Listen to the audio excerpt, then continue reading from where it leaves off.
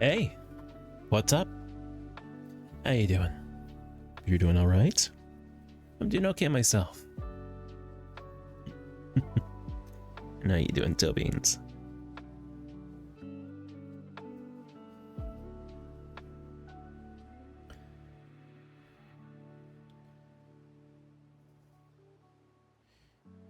Nimona? Nimona? I don't think I'm familiar. Hang on, let me take a look at that.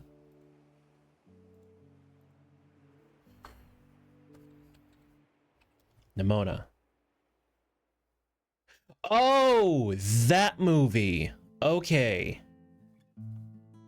I didn't know that was its name. Okay. It's on Netflix? Oh, shit. Did they make Netflix? Oh, man, I can't wait.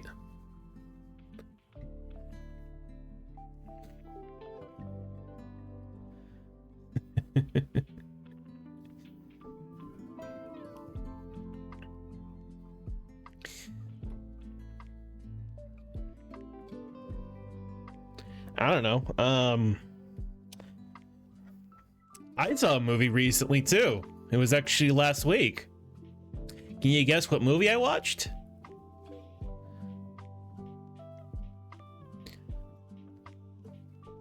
I don't really have a Netflix. I got rid of my Netflix subscription after it exceeded $15. But no, you want to know what movie I watched recently? Turtles? No. I don't think it released one last week. Or at least not by me. I watched Oppenheimer.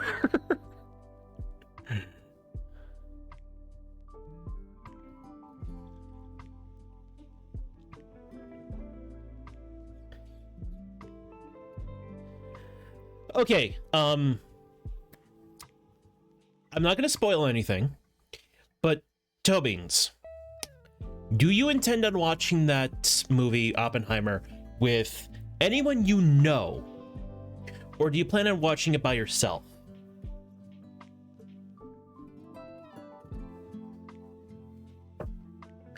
Alone? Okay, good. Now, second question. How are you... There's a short scene. There's a few scenes, actually. If memory serves me, there's 1, 2, 3, 4 scenes of yeah. I'm just gonna come out and say it. There's a few sex scenes in there. I went to go to the theater and I saw it with my mom. Let me just say, watching a topless woman grinding against a man was that was interesting.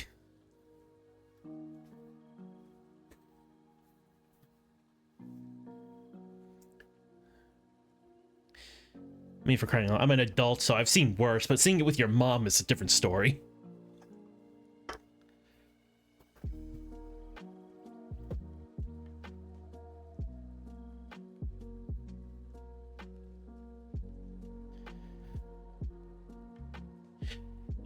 Funnily enough, though, here's the problem with you saying I can skip.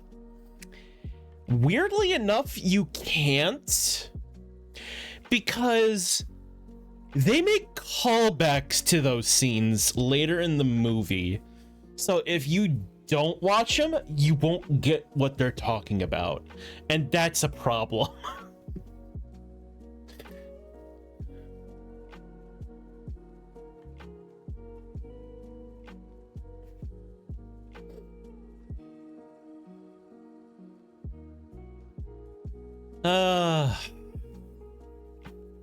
Otherwise, it's a fine movie. Not exactly my cup of tea. I'm not really into like historical drama kind of stuff, you know, that kind of stuff. But yeah, so good. I bet it was good. I still say the Mario movie was the best movie of all 2013, 2023. Oh, what movies did come out in 2013? Now that I think about it.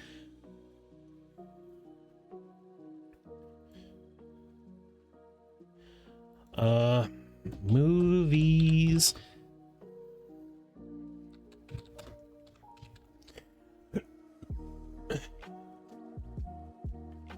13.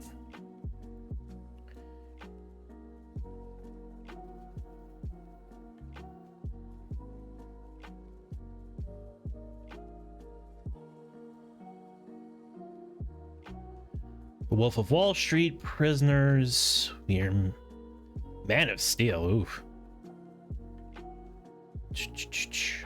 Frozen! Frozen came out in 2013. Man, I'm old. That was 10 years ago. I remember when people were still talking about it.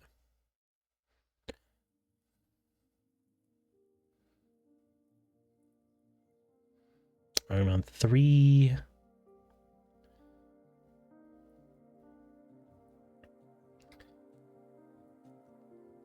Now You See Me. That takes me back. I actually really like that movie. I like, the kind of like con magician thieves kind of thing. The Winds Rises. Ooh, that's a good one.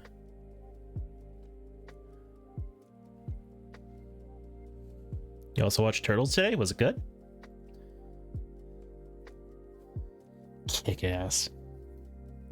Despicable Me 2. Interesting.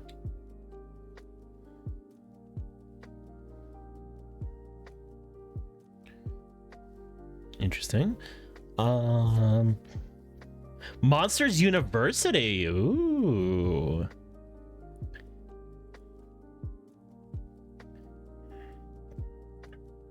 The Croods. Ah.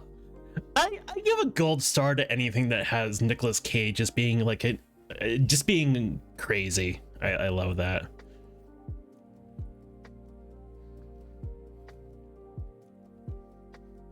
The Way Back. Weird.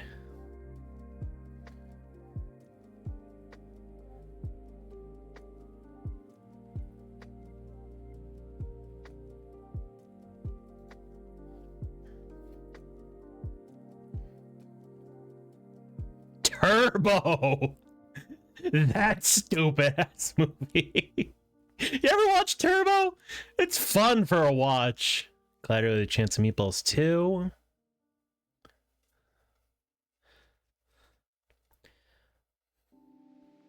Epic.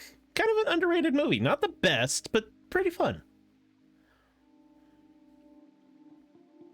Scary Movie 5. Planes. The Cars ripoff.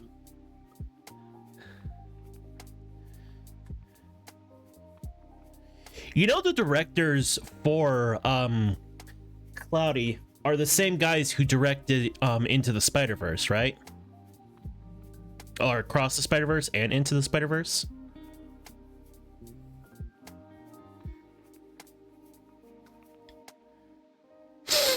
Ah, man.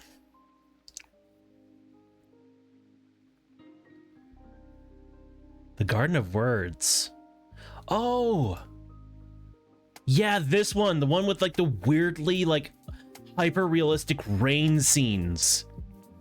I never actually saw that, but I hear it was good.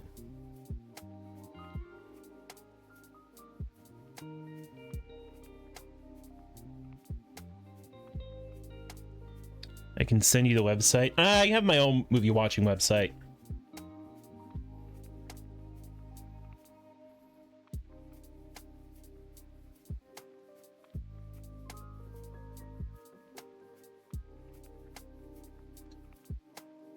Quiet? No, I use... Hang on a second. What is it called? I don't use it too often. Bflix. Bflix.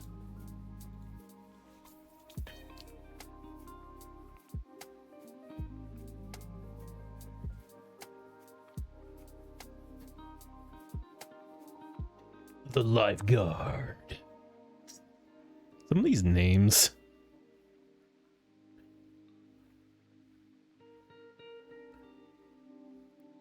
I'm gonna watch Oppenheimer tomorrow. All right, you do that. Oppenheimer's dumb.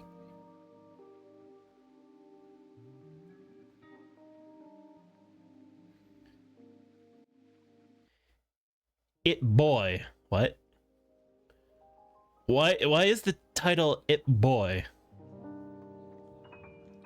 Oh, It Boy. Okay, I get it now. Tarzan. Shrek the musical. Oh my god. I forgot that existed.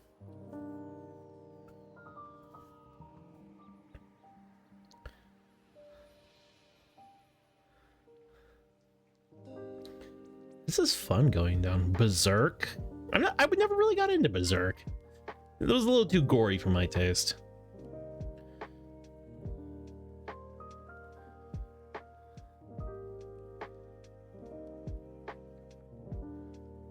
Thank you for the hydrate. Make sure you do the same. Queen. Ooh, Dragon Ball Battle of Gods.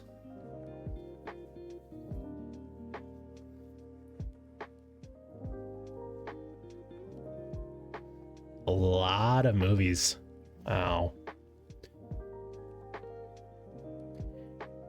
Fuck, we're not even...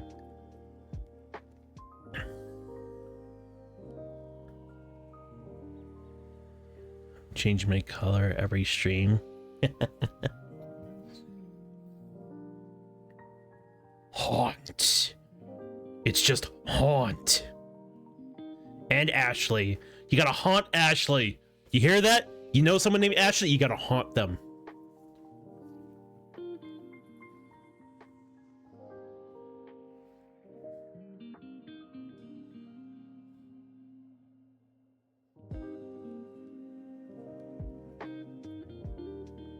Kinda want to redraw those? Hey, if you want to, I'm not stopping you.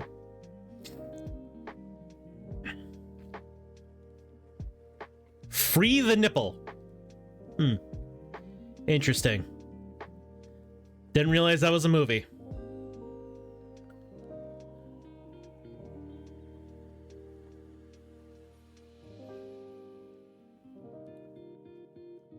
What is this?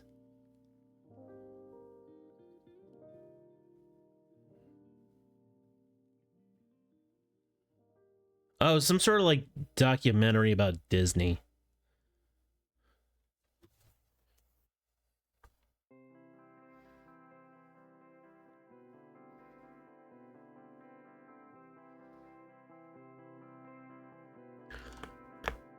Oh, gotta crack that neck.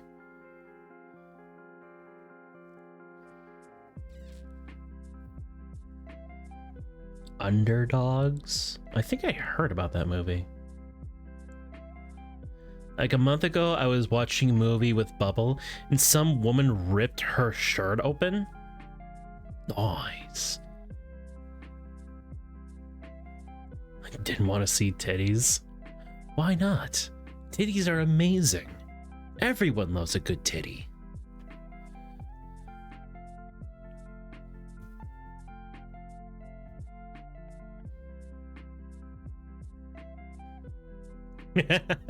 I only say this because I'm me. Don't worry.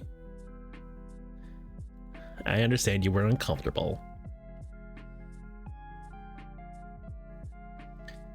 Huh. Hunter x Hunter had a movie, huh? I wanted to watch the movie for the guy. It's funny, don't worry.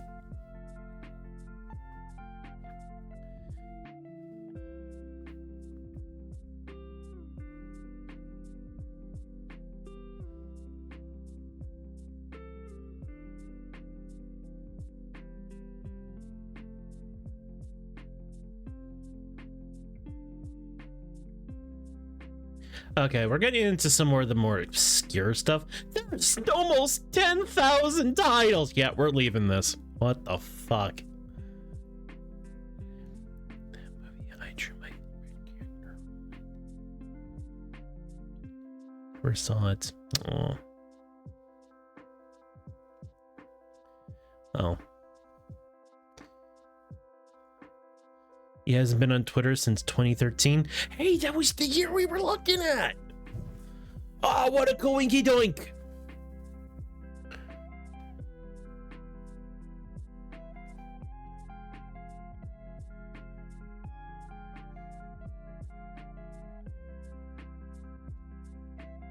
Anyway, let's get into the game. Oop, wrong one.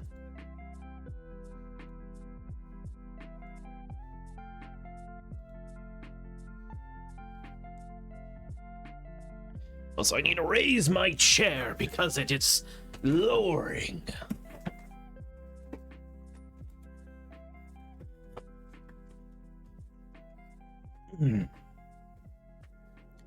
I was listening to a bunch of songs covered by a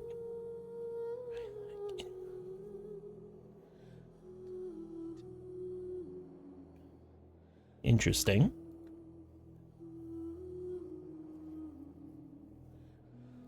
One voice sounded familiar.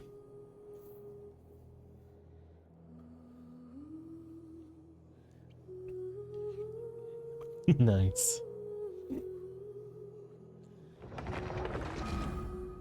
Oh, should probably open this up. You don't want to be watching a blank screen while you just hear all the action going on. 2 days after I watched. Ah.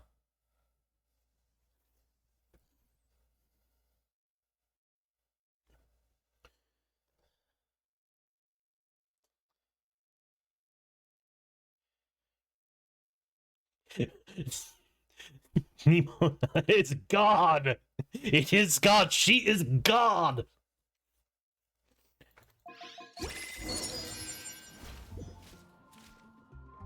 And the Adventure classic.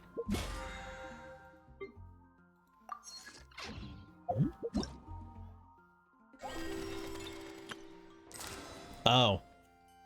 Genius invocation. There's gay people in it. Cool. Can't exactly relate since I'm a cis het white man, but hey, good for you. And my thing is that, like, I'll watch something if it's good, regardless of like characterization or like tropes like, oh, what's their sexual orientation or their gender identity, stuff like that. If the story's good, that's great. But it's not what's gonna draw me in, you know?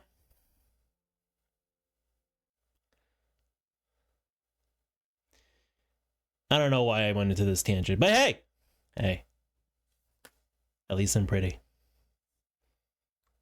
Anyway, on to France. Oh my god, that's way past France. You know, you would think that they would put the country that's supposed to represent France next to the country that's supposed to represent Germany. But they didn't.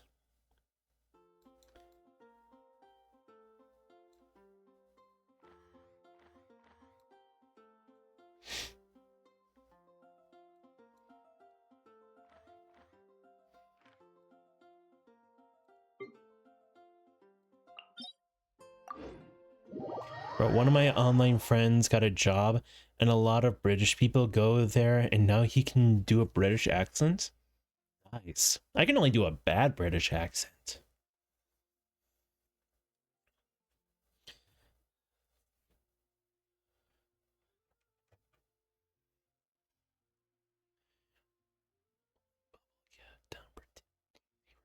It was very funny. Yeah, this is a funny thing about this this underwater thing is that they cover up the nether regions for every character, not just female, but everyone. So you can't even see Child's ass or all Haytham's ass in this game.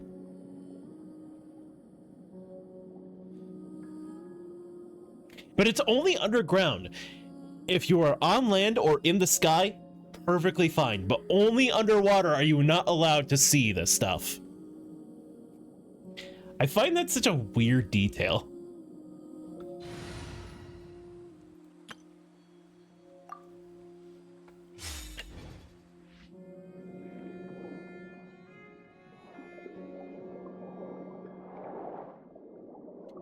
Oh man, but I love the music in the underwater area.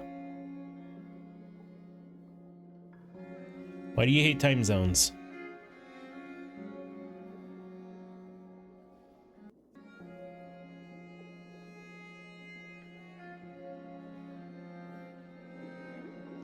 Like 3 of my friends are like at 6 or 8 hours apart. Oh. Just listen to the pretty music. That's all you need to do. Just listen to the pretty music, okay?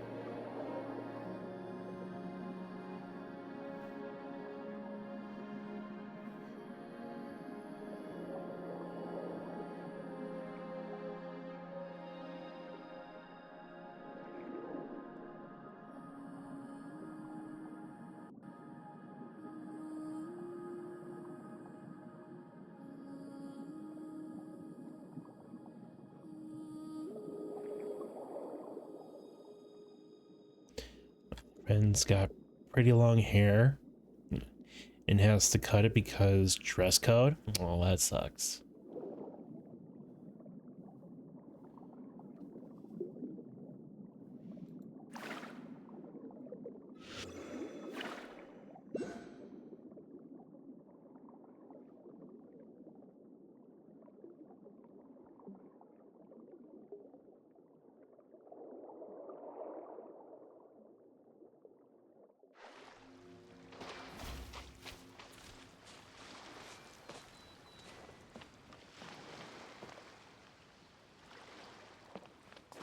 Why is this man buried to his shoulders while he looks at a roasted chicken?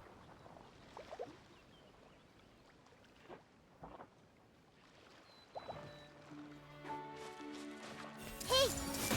Illusion shattered! Hold the line!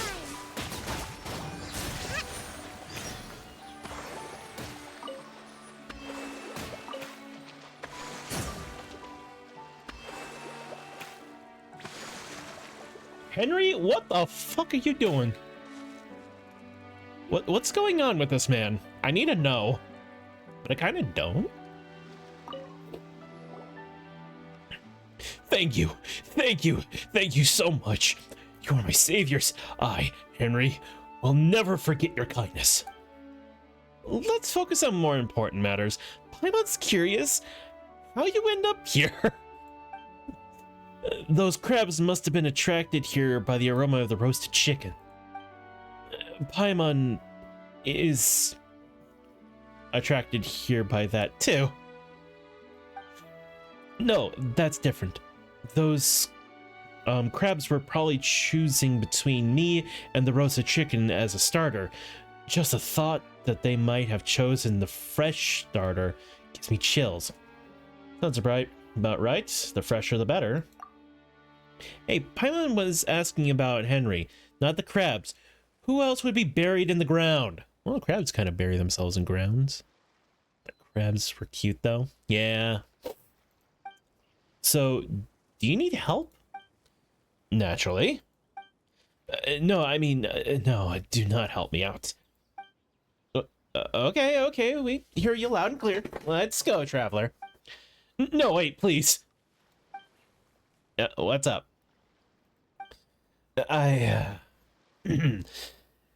Here's the thing. Please listen to me carefully. This is a brand new beauty fad. What? This is a...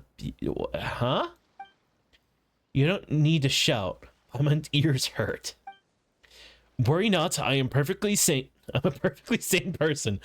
I'm adapting to beauty practices that is scientific and healthy, which is why I buried myself in moist sand with my own hands. What? Please leave. Do not block my sunlight. Let's go? Since you're curious, then you leave me no choice but to explain the magic of these silk care treatments. The clam worms in the sand can clear the, clam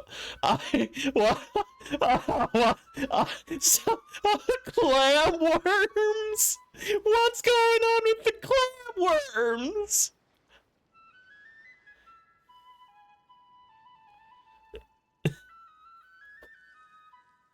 What the fuck?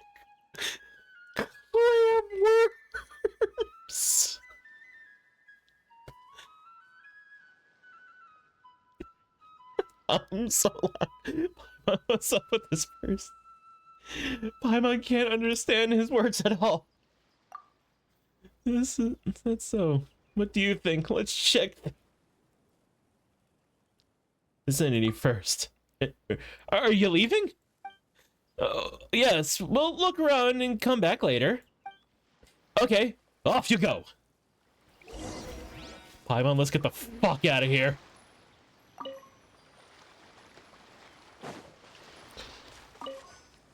Let's move out. What the fuck is going on? Who? What? Why?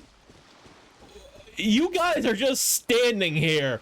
There is a man who is buried to his neck in sand while he stares at a chicken. What is going on?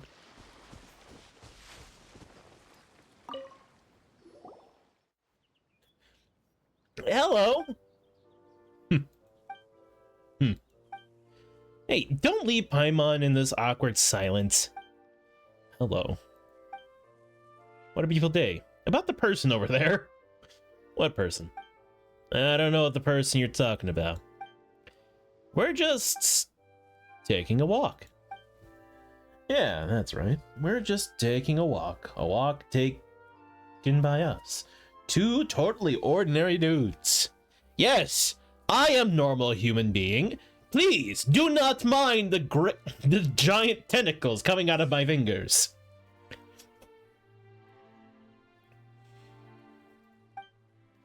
What a beautiful day, and what a beautiful thing walking is. Do you not think? These are my human feet that I use my human body to walk these human walks. Taking a walk is totally normal. I am sure you understand. What are you guys even talking about? Do you not hear my human words?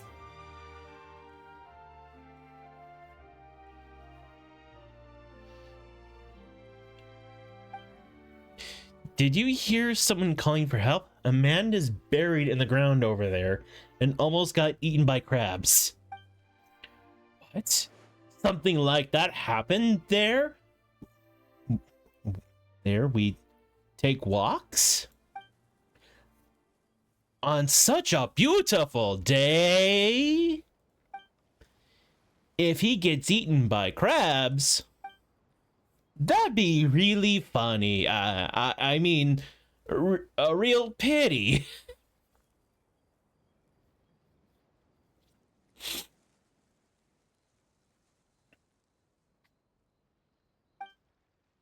Shame. We wouldn't let this we won't let this happen.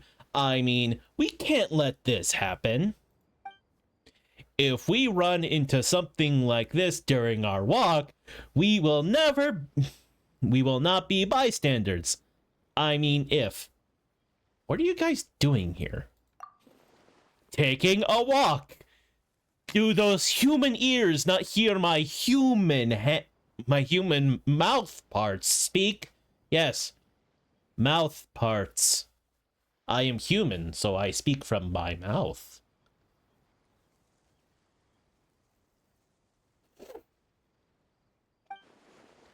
Like we said, taking a human walk. You really didn't notice anything weird? No, none at all. These human ears did not hear any cries for help at all. Yeah, none at all. Except that the two of you are interrupting our walk. Taking walks is very personal to us humans. We do not like being interrupted. And we will punish you by any means necessary. We suggest that you find a good place for walks. The Fountain of Lucian, for instance, is a pretty good place.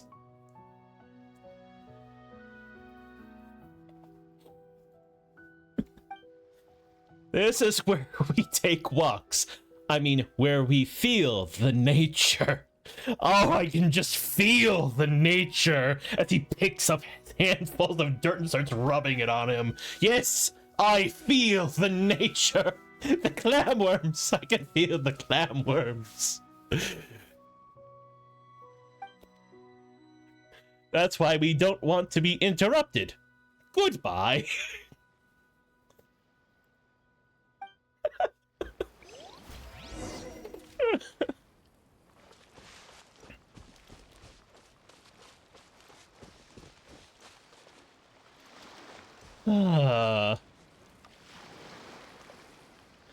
Watch a new and cake show so bad.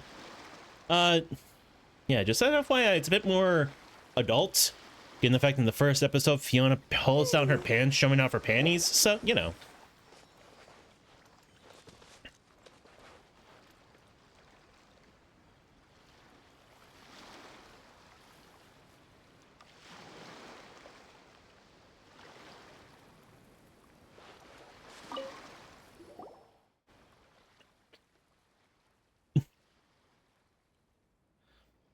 Don't doubt me. I buried myself with my very own hands. This is the latest beauty trend. Traveler, any thoughts? Oh God, we're doing this.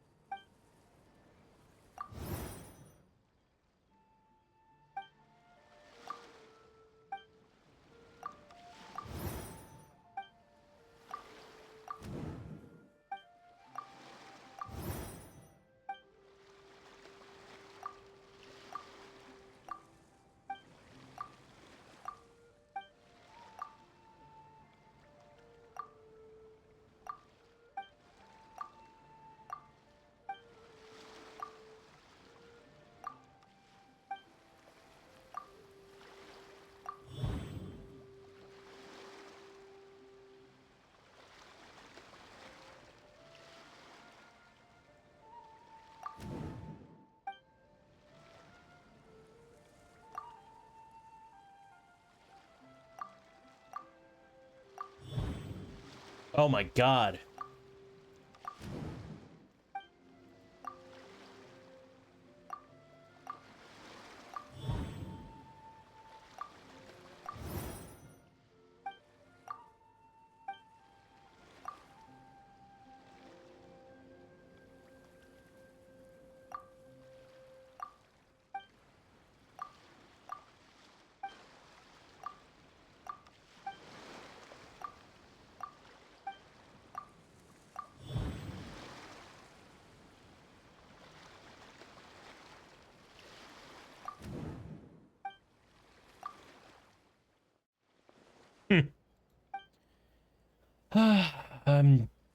I've done nothing. This is the latest beauty trend. When did you? We were taking a walk. Taking walks is a form of exercise. Exercise involves movement. Movement is what brought us here. Yes, with my human legs, I managed to walk my human body to this beach. Did you do this? So what if? Oh, Hunter, I remember now. Take a look at her. That's the person he told us not to mess with. Right, right. What are you whispering about? Nothing. We are just taking a walk.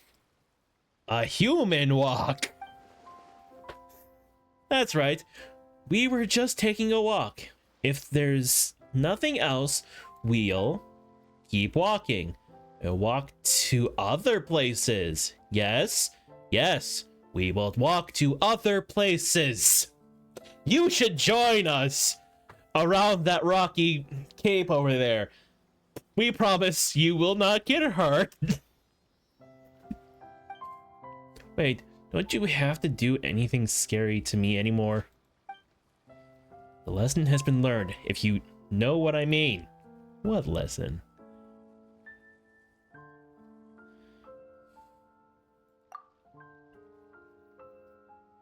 Nothing. I mean, roasted chicken is dangerous. So much protein. How can one human consume so much protein from a single chicken? I prefer to eat handfuls of dirt to really get into nature. I do love becoming one with nature as I eat my dirt.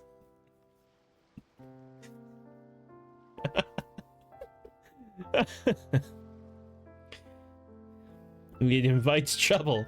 See it as a valuable lesson. Let's go.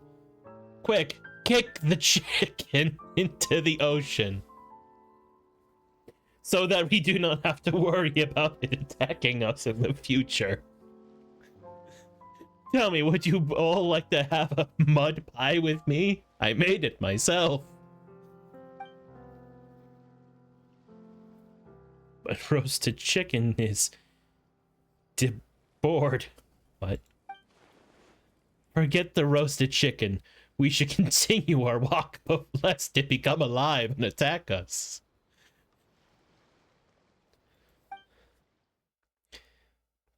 Oh, jeez. Thank you. Thank you so much. I knew you'd understand. I understand nothing. In fact, I think I understood less since I got here. What's going on with the clam worms? You were talking about those. I'm kind of invested. Seems it's exactly like what Traveler said. Let's help Henry out. But digging you out is really an exhausting job. So Paimon will take the roasted chicken as payment. Ah. Smart choice. A roasted chicken can't attack you if it's all bone. Unless it becomes a skeleton chicken. Oh god, not skeleton chickens. They peck the flesh because they wish to have what they've lost.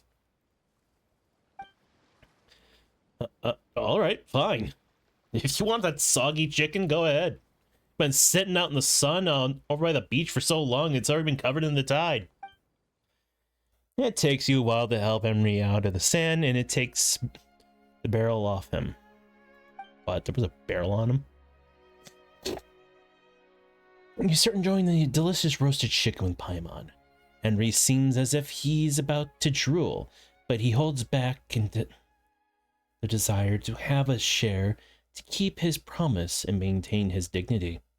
However, seeing Henry trying really hard to look unaffected, Paimon offers to share the roasted chicken with Henry.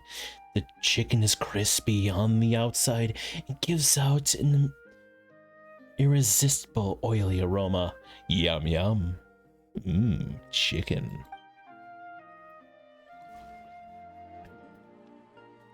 Freedom! Where did you get that sign? The sweet taste of freedom, though not as satisfying as roasted chicken is. Freedom sure is sweet. So, what does the board that you're holding stand for? Oh, this? It represents protest, of course. Against what? How should I put this? They're the ones who buried me. They did it to stop me from working hard, which is why I want to protest. Wait. Why do you want to stop working hard? Can you keep a secret? Of course. Your secret's safe with Paimon. Then yours is safe with me too, but I'm afraid I can't tell. What? Are you making fun of Paimon? Let's talk about something else then. Okay. What's with the barrel you were wearing? Is that a form of protest as well? That I don't know. Before they buried me, they put this barrel on me, and a deed born of their twisted tastes, I wager. Oh. And why did you end up buried by them? Because they were terrible, terrible people. They just grabbed me for no reason at all and buried me in the sand. They wanted me dead. No reason at all. Huh, really? Of course. Didn't you see?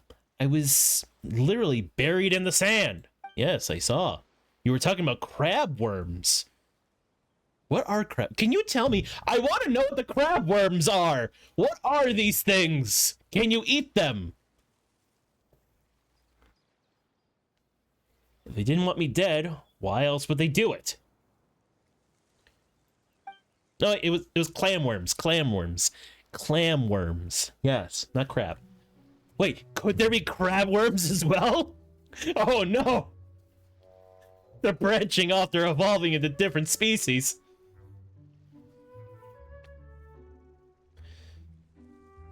That makes sense. Keller, what do you think? No, got one of these.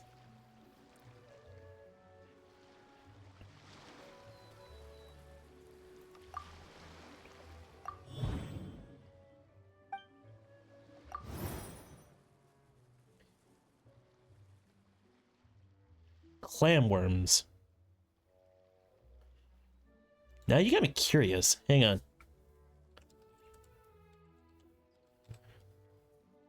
Oh, dear gods!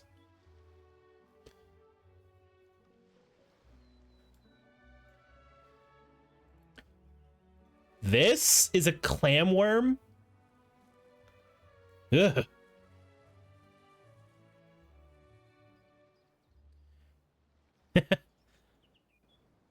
Alida Suckiana.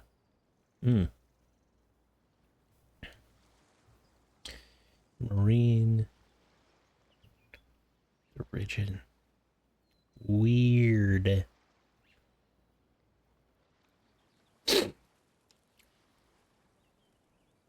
Why are they called clam worms?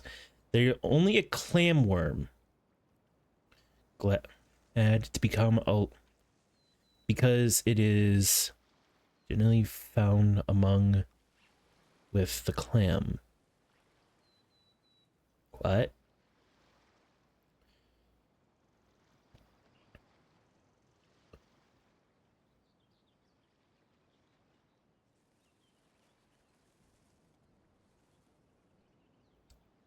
Fishing bait. Huh? Huh. God, imagine having that like rigid body brush up against your hand as it tries to wriggle out of it. Oh, that I can feel that and it feels wrong.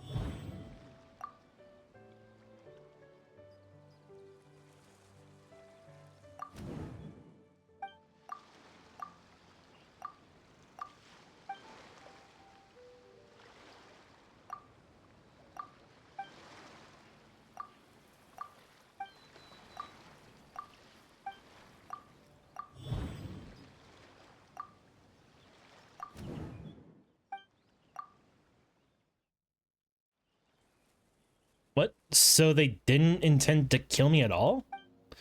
You guys are really observant. That's right. I was the one who broke the machine. But why did you break the machine? Because of the clam worms, of course. They tell me things. They wriggle into my ears and they tell me secrets of the world. I now know the truth. I know the truth about everything. The worms! The worms are what hold the truth of the universe. Don't you hear it? Can't you hear them whisper into your ear? Can't you hear the voices in your head as they tell you the truths of this world? It's beautiful and horrifying, all in one. I was blessed by the worms, and now it is my job to spread the truth of the worms with everyone. Come, join me. Join the family of worms.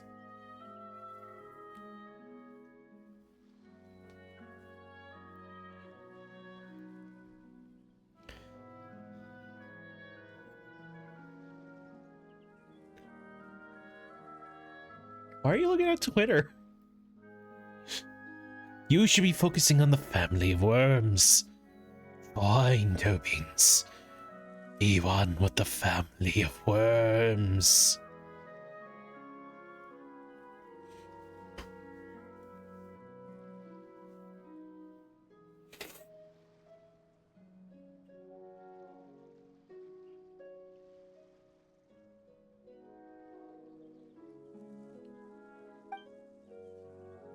Long ago, I lived a poor and miserable life. I was really depressed. And then I met a guy who gave me a healthy drink and lifted my spirits. A drink had worms. He was really kind to me, so I wanted to pay him back for his kindness. One day, I had my chance. He introduced me to some really rich people and asked me to help them. All I did was menial work, such as collecting material parts, mechanical parts that belonged to Fontaine Research Institutes. The rich people paid me a pretty sum for those chores. Sounds pretty awesome, right? This time, they asked me to find this strange machine, take the core out, and deliver the core to them. I can both repay my bro and make some money. I've got to give my all. But those terrible people, perhaps they hated seeing me work hard to change their life for the better. They interfered with my work and warned me against delivering the precious components to my employers. But I wouldn't let them win. I took the job and protested against their behavior. As a result, like you said, I was taught a lesson. Poor you. But this job of yours, really so well paid? They pay me in worms. I often sleep with them. The wriggling all around my body at night puts me at ease. The whispers they gives me pleasant dreams that I can control. They show me the truths in my dreams. Of course, this is one of the reasons why I didn't want to tell you why I'm protesting. However, since you saved my life, not as much as saving your life, I mean. I also thought that since you two are really observant, I might as well just tell you the truth. You can see it as a collaboration. Such strange machines have been developed from ground and underwater. It's easy to spot such machines. They're all produce a peculiar light around them.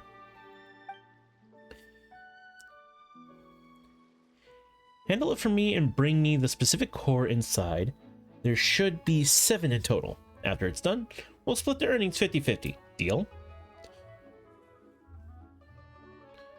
What do these machines do? They destroy the environment. These machines are evil stuff. Destroy how? How am I going to know? I'm not a member of the Fontaine Research Institute.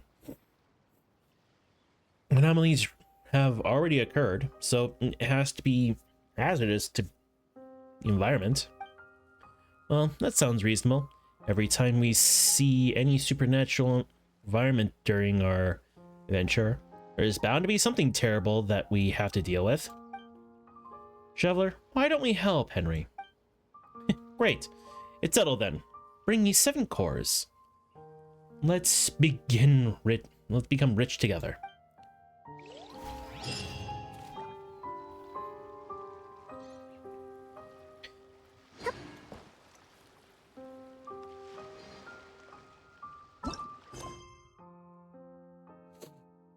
Huh.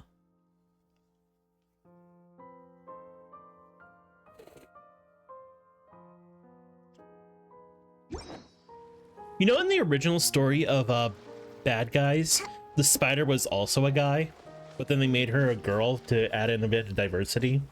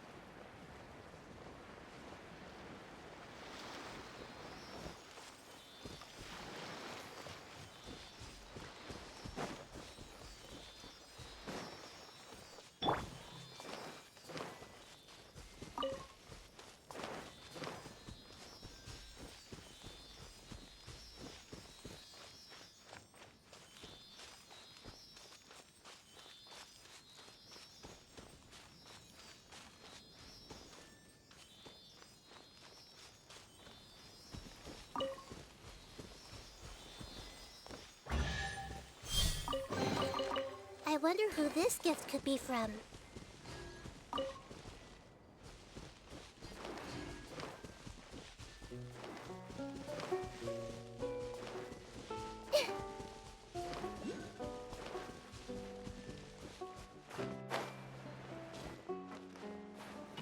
You know, I watched the original Hazbin Hotel.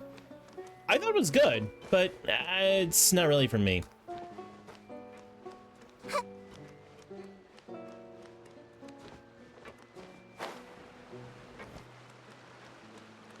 Same with Hell of a Boss, honestly. I was never really interested in the game. No, in the show.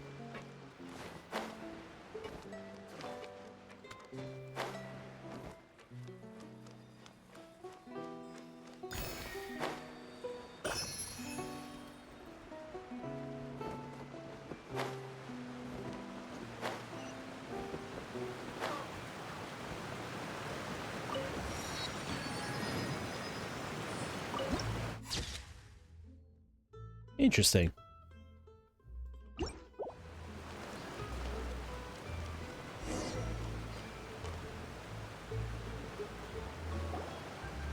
Whoa! What a huge ship! Why would a ship be anchored at a place like this? There's no need to be so surprised. While it may look like a ship, it's actually Spina di Rosula's headquarters. My father was the one who asked for it to be built like this. Perhaps our taste in exterior design is the only thing we occasionally had in common.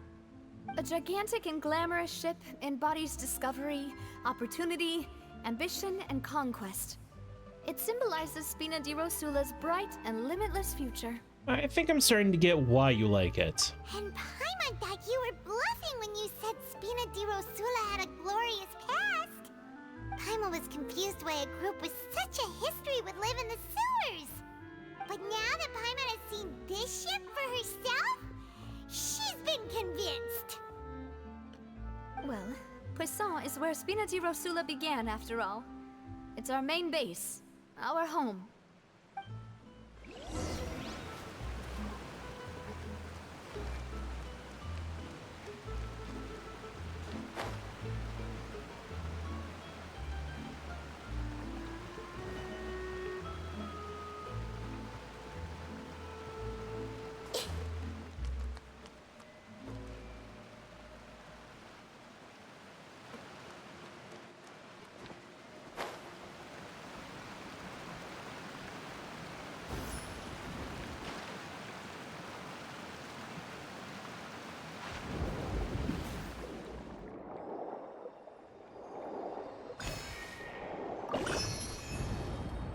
And lucky for you, she'll also become a playable character sometime in the future.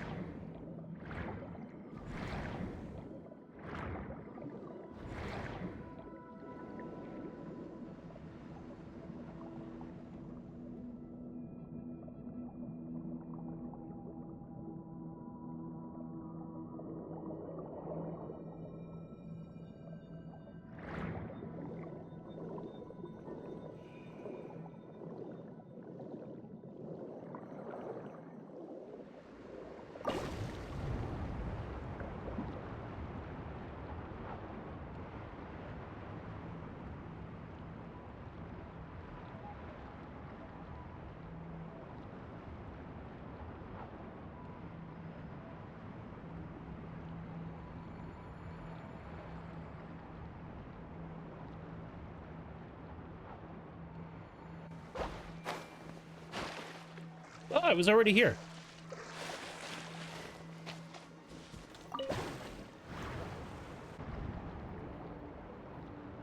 I really love the music they use for when you're underwater. It's like, it's mysterious, but it's also like really pretty.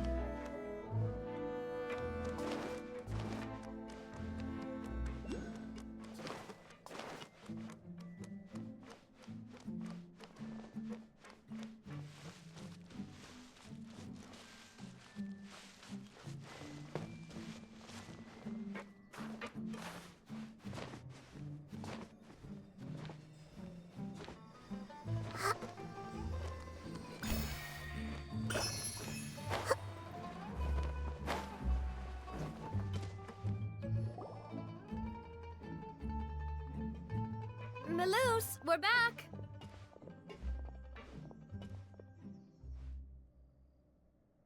Apologies for the wait, demoiselle, and our most important partners. You said before that you still had some business at the court. What brings you back to Poisson so quickly? About that. It's because my partner here reminded me of something really important.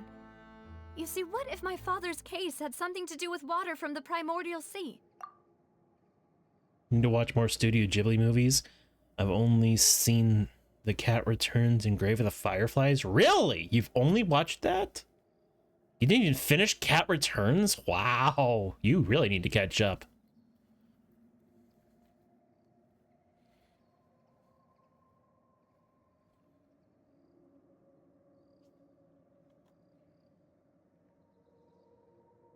You still remember, right, Maloose?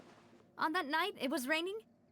Yes, the case was quite similar to that of Mr. Linney's. Both were what you'd call impossible murders. Would the mastermind be the same person? Could you tell us a bit more about what happened before? Yeah, of course. Many years ago, something called synth began to gain popularity in Poisson. At a glance, it was a kind of drink that could excite your mood and produce many pleasant hallucinations. Wait! Didn't that guard guy who turned into water also mention that the primordial water could be used to produce some kind of potion? Yes, he did. Considering what we know now, it's almost certain that synth is created using water from the primordial sea. If you drink synth for an extended amount of time, you'll suffer many side effects, such as losing the ability to focus or control your emotions. And if you were to stop drinking it completely, you'll experience flashes of paranoia and anxiety while lacking energy to do anything. It's an extremely dangerous substance. As he oversaw Poisson, my father was compelled to put a stop to synth abuse and called for a complete ban of it. Boss's uncompromising attitude incurred the synth vendor's wrath, but no matter how much they threatened or bribed him, he refused to yield. Not only that, Boss became determined to find the mastermind behind the synth operation and put an end to the problem once and for all. Yes, but the enemy was very cunning. So he could never get anything out of the dealers, all of whom only sold the stuff and weren't privy to the rest of the operation. Recognizing that, my father decided to contact the dealers in secret and cultivate personal relationships with them. Finally, he was able to convince someone to become his informant. The man's name was Jacques. He felt greatly ashamed about his work after seeing many families destroyed by synth abuse. That night, my father hosted a banquet at his countryside estate. He planned to meet up and exchange information with Jacques over some food. But then, we heard 2 gunshots from the courtyard. We raced to the scene and found my father, still holding a gun, and Jacques, who was already dead on the ground. I find it hilarious how guns are now canonical because the French made them. Huh? How did that happen? Aren't they on the same side? Sounds just like Lenny's case, doesn't it? In both cases, the culprit seemed obvious, but neither appeared to have any motive at all. Looking back on it, though, I now believe the most important clue was something we all overlooked at the time. There were pieces of clothing left at the scene. So they could have belonged to someone who got dissolved? Precisely. It's all thanks to you that I made the connection now. Back then, we all just thought they were some costumes that Jacques used to disguise himself at the banquet. But, considering it now, it's almost certain that they belong to a third person at the scene. With one extra person, we'll also need to reconsider why the 2 shots were fired.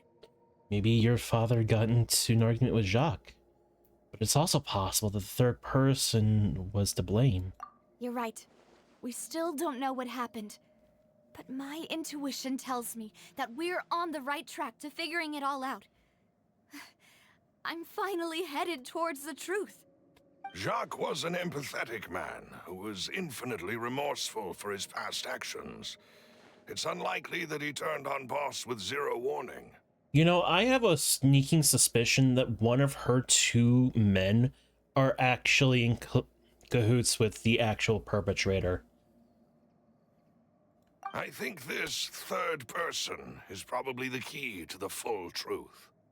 On that note, however, even though this will not please you, demoiselle, as your and your father's butler, I must still offer a word of warning. Our opponent is insidious and cruel. They are extremely difficult to deal with, and Boss has already lost his life trying to bring them to justice. Even though Spina di Rosula has lost most of its former glory, Poisson has welcomed a new time of peace, and we have been allowed to live out our lives. There is no need to follow your father's path. It would be both wise and in line with Boss's wishes to step back and give up on the case. If that's indeed what he wished for, then he should have told me that himself. Was I not the closest person to him? And yet, I was the one most kept in the dark. What was the point of him dying without sharing any of the secrets he knew? Did he manage to protect anything in the end? Synth is still here. Callus the Unfaithful is still his epithet. And Spina di Rosula is barely getting by. Nothing has changed. Did he think I'd just accept his meaningless death and live out my life just as meaninglessly? I've never accepted that, ever. Not since that day, and certainly not now. I want to find out the real answer for everyone's sake. For the missing girls, for the victims, and for myself. Navia. This is indeed the best moment to act. Your partner appears to be quite reliable, and more importantly, Demoiselle, I think you're also ready to take this on. So you do know something else, Malus.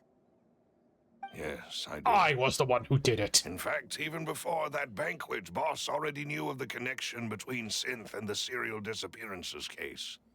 But what drove all the tensions to the boiling point was the revelation that you, Demoiselle, had been selected as the next target to disappear.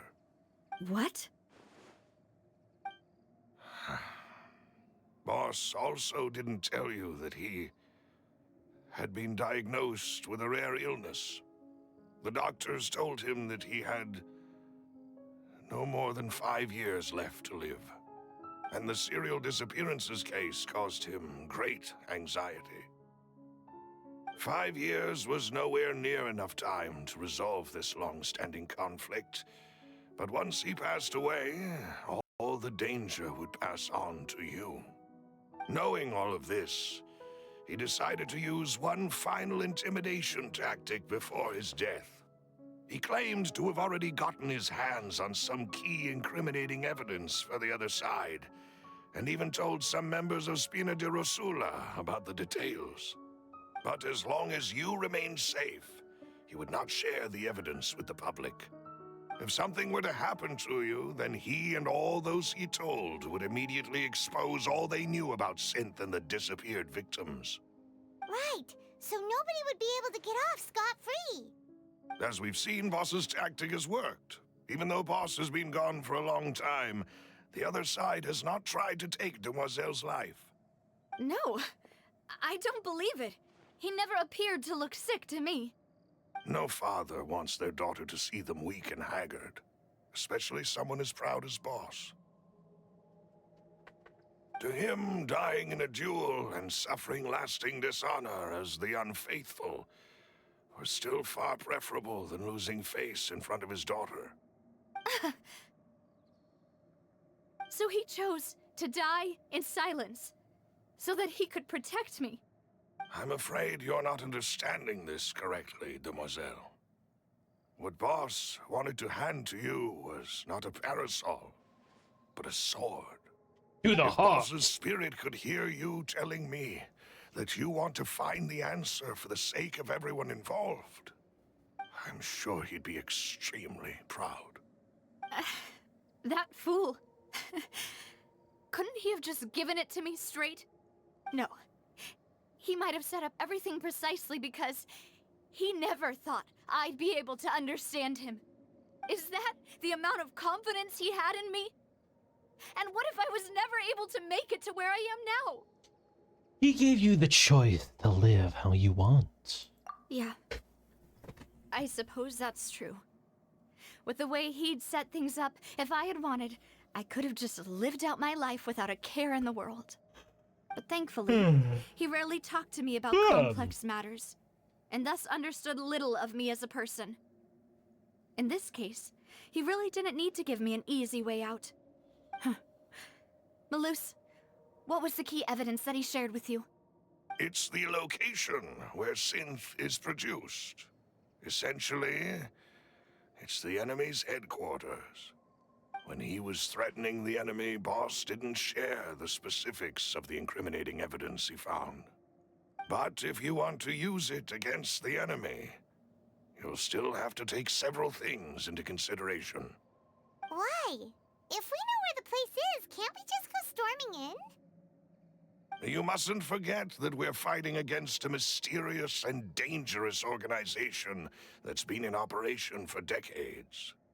There's no telling what might be lying in wait at their headquarters. We also have no idea what kind of evidence we may be able to find inside, nor what people we may be able to capture. But a single visit to their headquarters would be tantamount to a formal declaration of war. The worst case would be that we leave empty-handed, but also open ourselves up to full retaliation. Then, in that case, why not work with the Fontaine authorities? Well, you saw one of them dissolve during Mr. Linney's case. We have no idea just how thoroughly they may have been infiltrated. Huh. That's true. Seems my father really had no choice. But things are different now. It should be a lot easier to prove the other side's guilt, now that we've connected Synth with the disappearances case. You sound like you've put a lot of thought into this, Malus. I am the butler, after all. I live but to serve the boss and Demoiselle's will.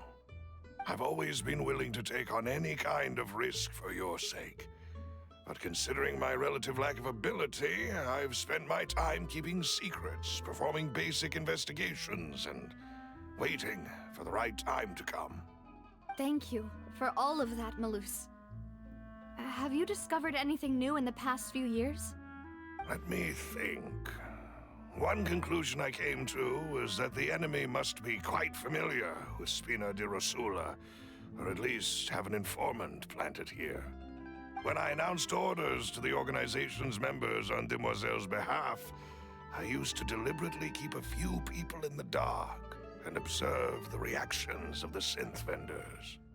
If the vendors didn't change their plans, then the individuals informed of our orders must be innocent. If the vendors packed up and fled, however, then someone must have given them the news. After several rounds of testing and investigative tracing, I've narrowed the suspect list down to 3 people. The first is Florent, Spina di Rosula's senior advisor. Huh? Florent? Yes, surprising, isn't it? He was one of the people Boss trusted the most, which also means that he was someone who understood Boss really well. Thanks to his position within Boss's innermost circle, he always knew our upcoming plans and could thus avoid capture this whole time. There's someone else like him too. Marcel, the head of Confrérie of Cabrières. Uncle Marcel. What is this Confrérie? It's a guild in Poisson. Boss helped it to grow to its current size and prominence. In the beginning, they were only reselling some daily goods, but now they're one of the richest guilds around, with a lot of business connections in the city. So, they're like a sister organization of Spina di Rosula? Yes, you can say that. When we were fighting against the synth dealers, they provided us with plenty of support. It's a bit difficult to imagine someone using their own money to hunt down themselves. The final suspect is Thierry, the man responsible for coordinating information between Spina di Rosula and the guards. Although the guards mostly leave us to our own devices, there are still many activities we have to report to the local authorities. Since Thierry is always in the know about our current activities, he could theoretically always plan one step ahead. I see. These are all people who I communicate with quite regularly. To think that the enemy we've been fighting against has been right next to me all along, among those I trust the most. It's almost too hard to believe. Is it though? If you want to investigate them, please take every precaution to not alert the quarry. Judging from our experience, the enemy is extremely cautious. Of course. And thank you, Malus. You've provided us with a lot of great information. You're too kind, my lady. I'm just doing my duty. And before I forget, proving Boss's innocence would also mean clearing him of blame in Jacques' death. You know what? I really want his hat. You know what I mean though, Tobeans? His hat looks really cool. I think I want one.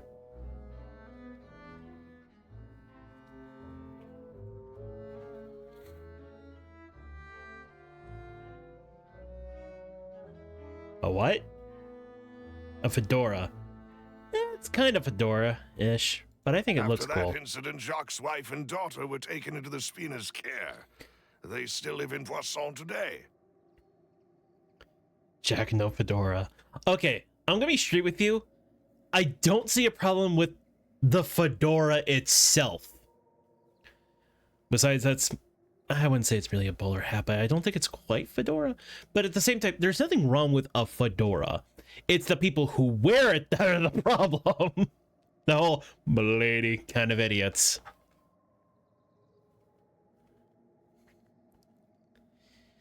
So are you telling me that if I walked around, say, to an event, dressed up as this old gentleman here, I would get mocked at because of my headdress of a fedora with a feather in it?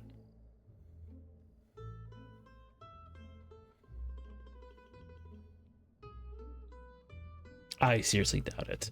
There are some people who can actually pull off a fedora.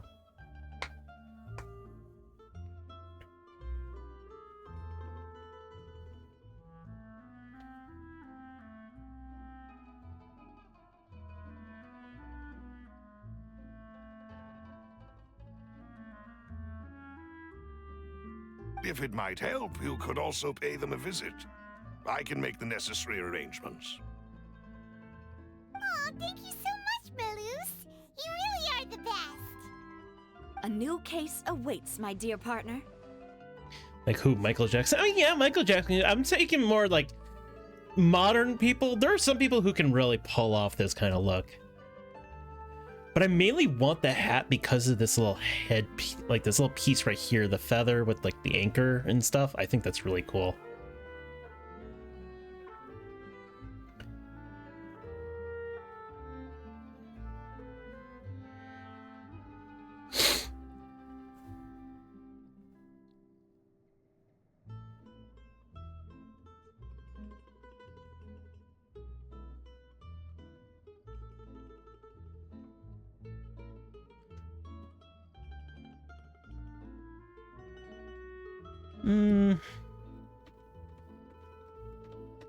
I don't know if it's really a cowboy hat.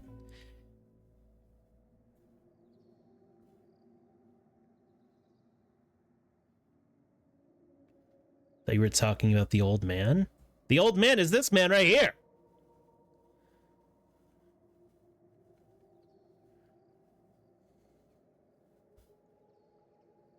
Like the Lady Dimitrescu hat? No, not her, him. I know, I am talking about the old man.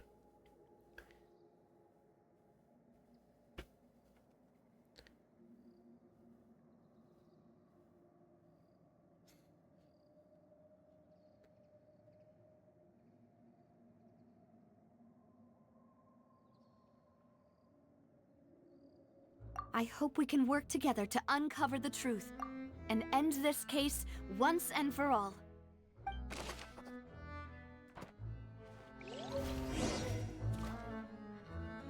I mean, do not get me wrong. Do not get me wrong. If we're talking about headpieces, I'm more likely to be wearing a top hat than anything, but still.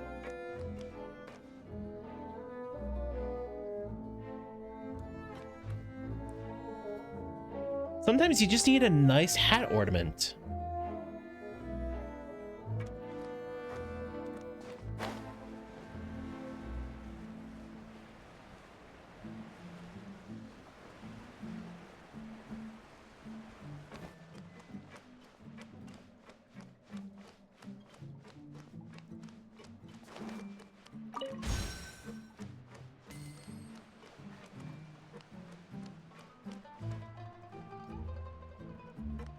Let's take a look at this dog. Intel is just like teachers. You gotta invest a lot before you can start over. Look at this dog. This is a nice dog. He smells something.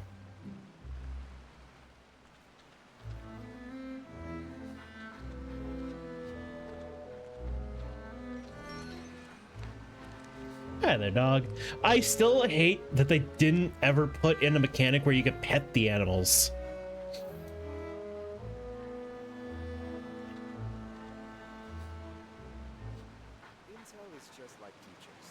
Gotta invest a lot before you get started.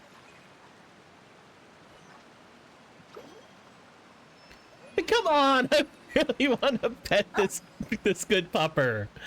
Let me pet the pupper! But I can't. It's impossible.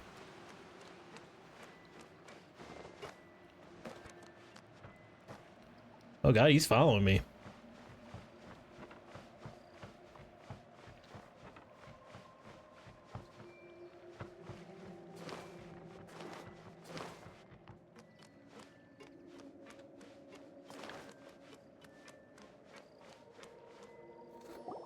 It is settled, then. Please excuse me, and enjoy your conversation at your leisure. Thank you for arranging everything for us, Malus. I'll be right back. Excuse me, miss. Do you need anything from us? Mm. Oh, Hey, Navia's all quiet. This isn't like her at all.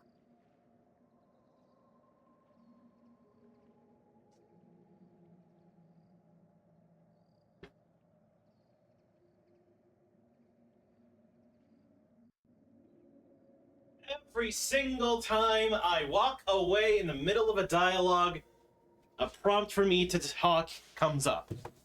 Every time.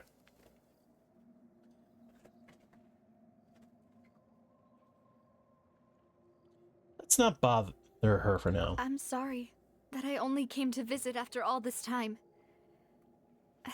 After what happened, I didn't know how I was supposed to face the two of you. Ah, if it's about that, there's no need to apologize. After my husband died, Spina di Rosula sent us a lot of mora and support.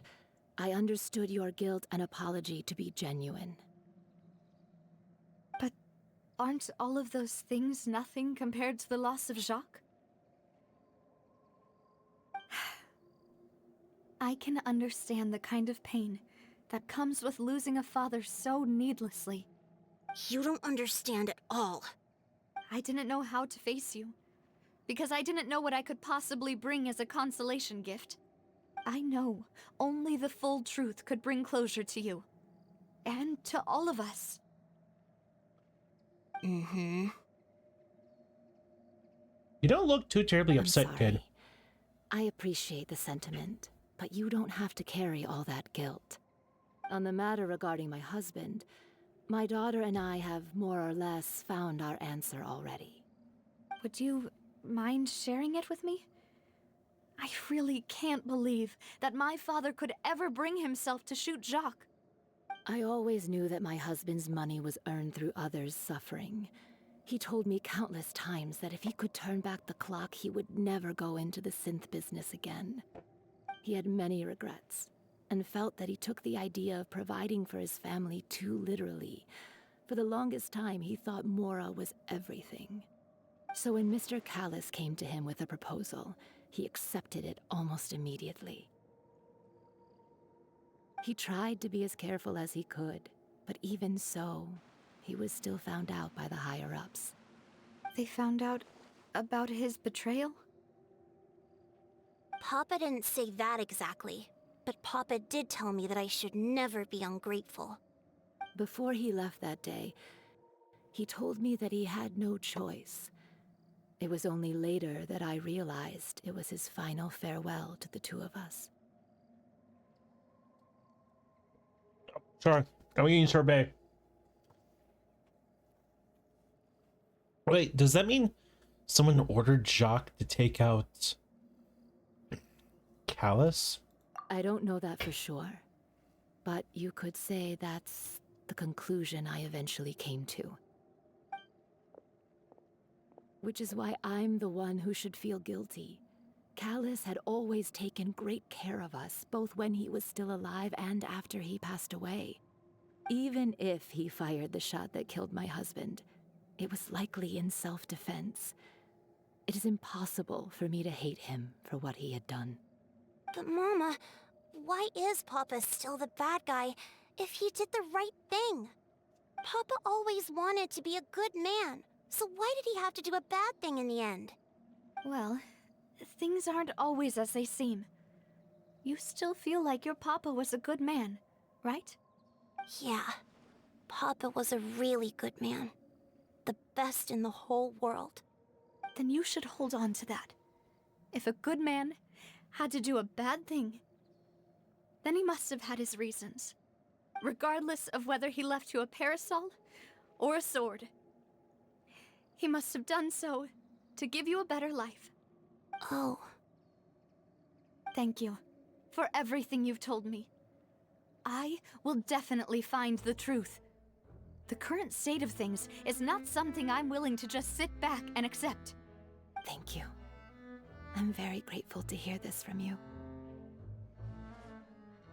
Even though your personality is quite different from your father's, your determination when you speak is really similar. You really think so? That's the first time anyone said that to me.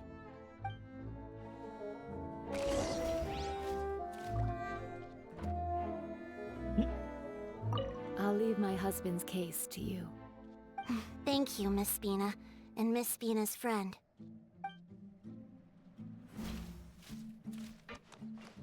Are you okay,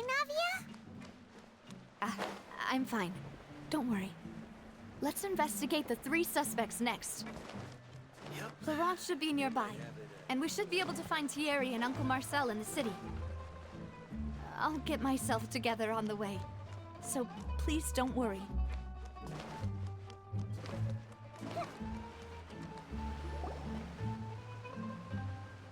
Greetings, boss. How may I be of assistance today? I'm sure you've heard about what happened at the Opera House. Someone got turned into water right in front of us. Yeah, I've heard. With something that dramatic, I'm sure journalists will milk it for all it's worth. And it'll be all the talk for the next several weeks. It also reminded me, on the day that the incident happened with my father, it was raining outside, and we found some clothes left at the scene. After my partner here put the dots together for me, I feel like we should try to reopen his case. Can you do me a favor and try to recall what happened that night? Let me think.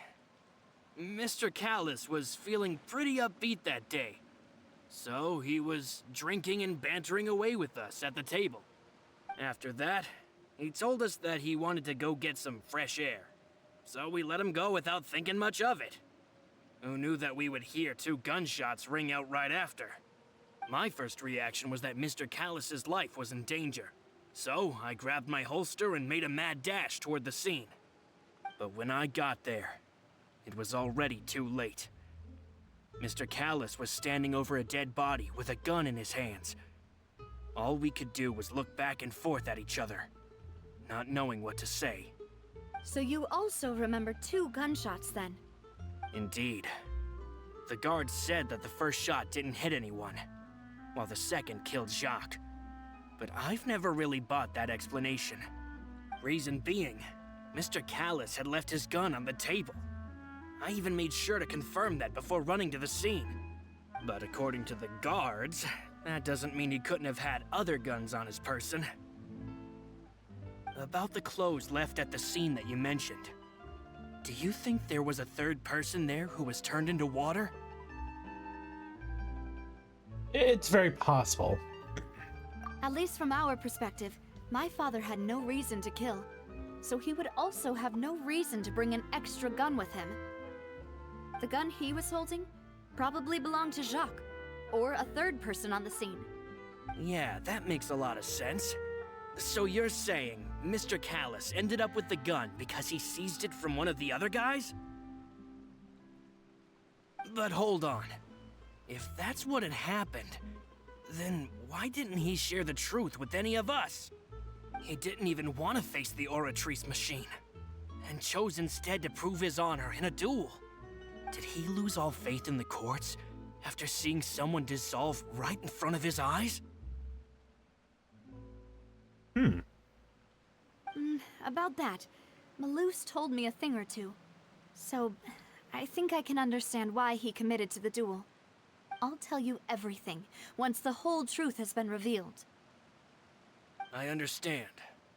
Then I'll leave Mr. Callus's honor in your hands, boss. And if I may just say one more thing. The whole Callus the Unfaithful epithet has been a thorn in my side since the day it was invented.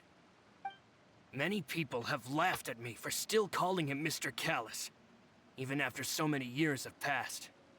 But it was Mr. Callus's trust that allowed me to rise through the ranks of Spina di Rosula and live the life I lead today. I've got a question for you, Toby. It's completely unrelated to the game I'm playing. What do you prefer? Ice cream or sorbet?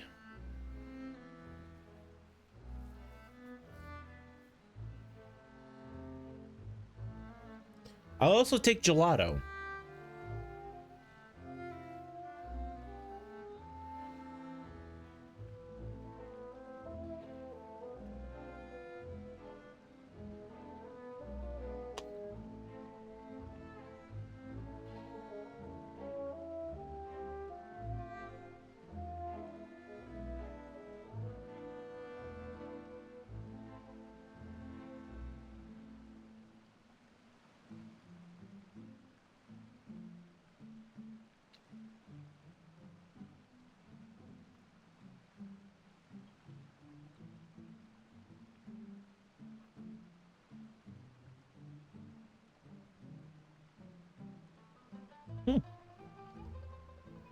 They're ignoring me. No matter what others might say, he'll always be the man I respect the most. And he'll always be my boss. Don't worry. I will definitely find the truth. You and all our other comrades at the Spina deserve to know the truth as well.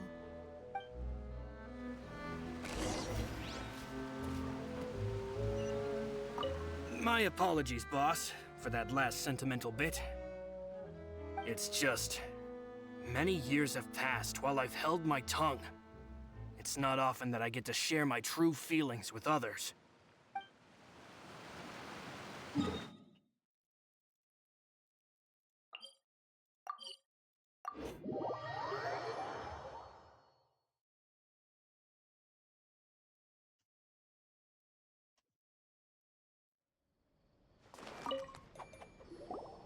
Hey, Thierry! It's me! Oh, now, what brings you here, Miss Navia? I've heard that you made quite the name for yourself at the Opera House. Oh, so you've got news of that already. Oh, okay. Hey, I'm also a member of the Guards, you know. The way you make it sound, people would think I was sent off to Poisson because I had done something wrong. Are you sure there isn't a little bit of truth in that? Under normal circumstances, shouldn't you have been called back to the city already? I mean, where I work is really up to me. Let's just say I enjoy the ambiance of Poisson. Callus did a fantastic job running the town, building Spina di Rosula from the ground up and clearing many obstructions in my way. It would be next to impossible for me to find a similarly easy but high-paying job in the city. Anyway, enough chit-chat. Are these two friends of yours? You, here for some formal business? Yes. These two are my partners. What happened at the Opera House made us realize that Linny's case and my father's may be related. We're trying to reinvestigate the details of my father's old case. Ah, I get it. You think there might be more to the case now that we know people can be dissolved into water, right? I was also flabbergasted when I first heard of it. If you want to go through the original files from your father's case, I can help you look for them. That'd be much appreciated. Thank you. Actually, I have another question. Do you have the authority to dispatch Gardamex? Of course. Without them, I couldn't possibly handle Poisson on my own. Why do you ask? We definitely can't use them to forcefully get more evidence for your father's case. Well, you see, just recently, we were attacked by a horde of unnumbered Gardamex in the city. So, if you hypothetically wanted to do something against me, all you would need to do was get rid of the mecha serial numbers and send them after me. Then you think too highly of my abilities. Dispatching mecha is very different from controlling them. If I had to make an analogy, when you order a dish, the chef will make it for you. You can ask the chef to cook, but not to massage your shoulders or carry your baggage. If you try to make unreasonable demands, the chef would just think you're out of your mind and ignore you completely. The same goes for me and my Gardamex. Removing a serial number is also not as easy as you might think. There are a lot of complex steps to it, and it's almost impossible to keep it a secret. So I can promise you, those mecha were definitely private units. They're certainly not cheap. So, whoever their owner is must be super rich, powerful, or both. Now that you mention it, though, being in the synth business would definitely be profitable enough to afford this. Makes sense. Oh, then you're officially in the clear, Thierry. Oh, well, thank you for the vote of confidence, Navia. Jokes aside, I'd like to wish you all the best with your investigation. I'll be staying in the city for a little while, so just come find me if you need any support from the guards. I don't know about him.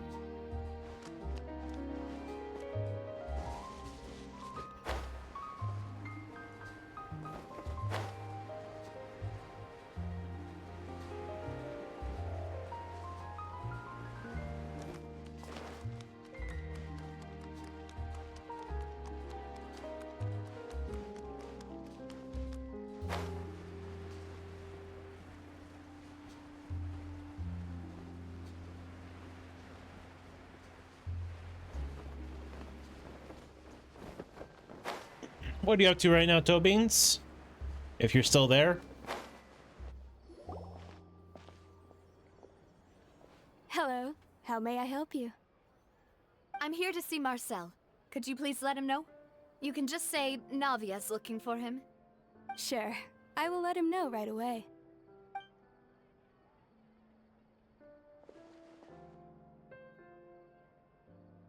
Navia, hello.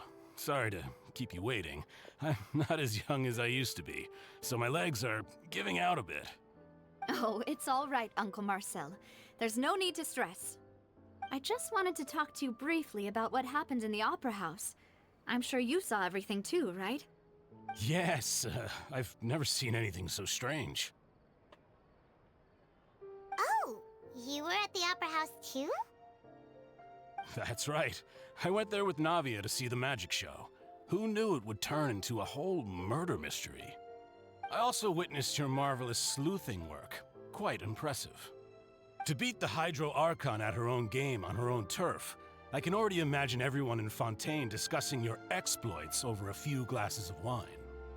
Oh, Paimon doesn't want to become the talk of drunkards.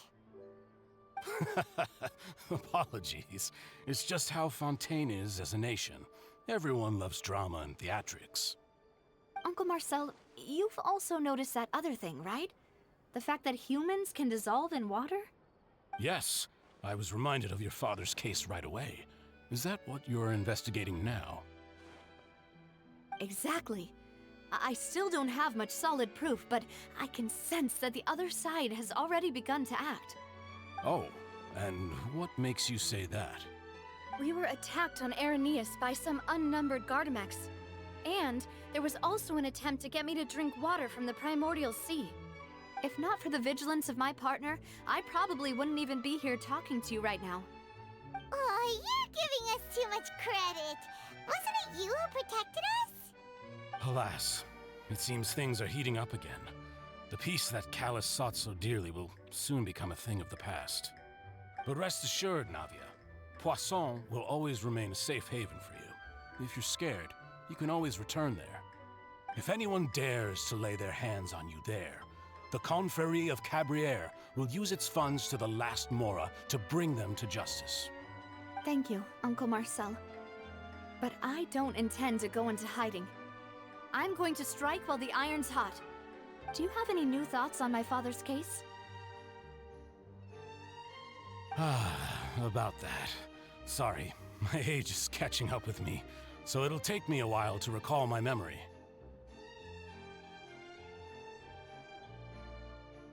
The Confrérie was responsible for that banquet, so I was out and about the whole time making sure things were running smoothly. I didn't even have the time to drink with the guests. Then I heard the sound of a gunshot, and the rest was history. Oh, it's okay. No need to push yourself. We'll ask around some more. See if there are any valuable clues elsewhere. Sounds good. Just let me know if you ever need Mora. All my wealth could use comes some from Mora. Callus's patronage and support. I'll spend however much it takes to clear his name.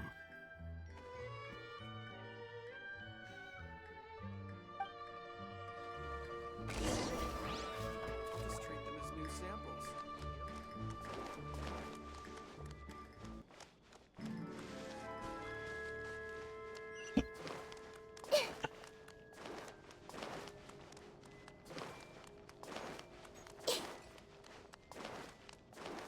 I guess I'm all alone again. No one to talk to. We're too busy wanting to watch We've talked to all Fiona and three Cake. suspects, purely based on their conversations with me. None of them sounded particularly suspicious.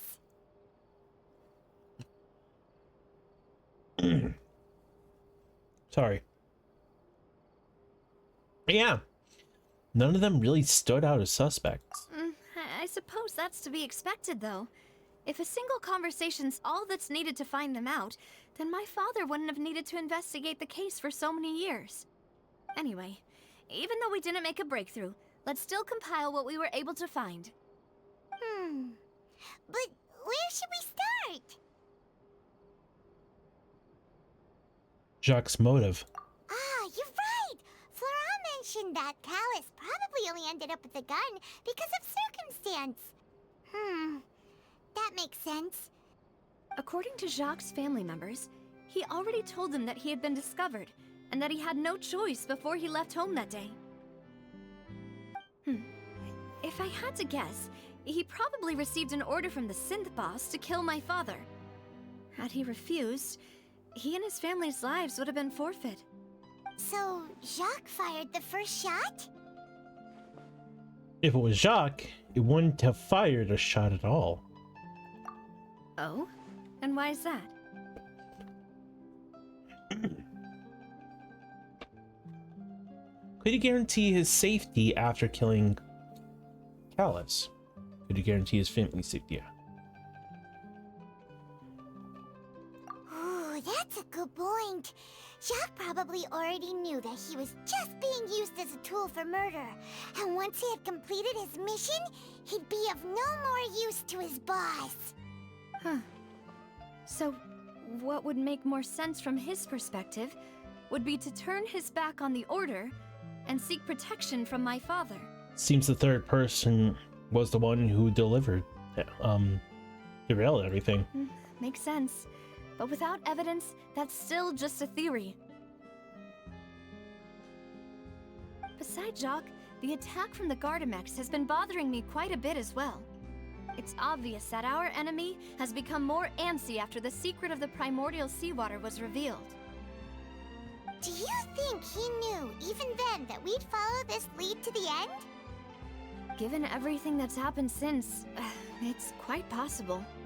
But who among the three suspects would have the ability to control privately owned Gardamex?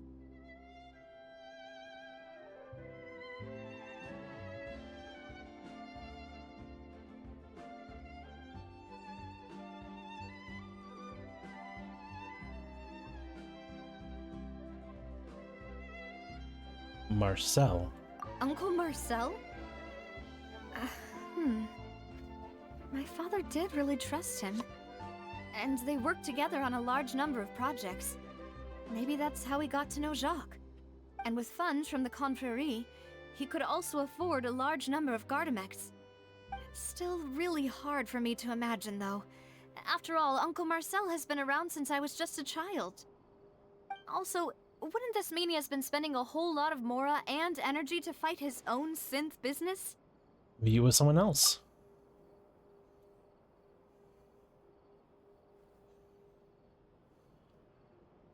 Thierry, you say?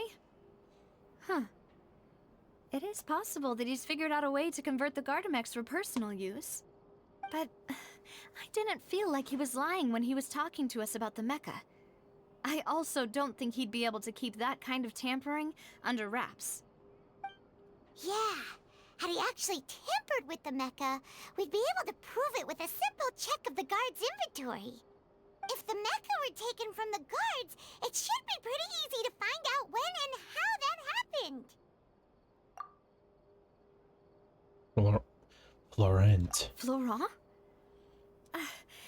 It is true that he was closest to my father, and thus had the best chance of learning about his dealings with Jacques.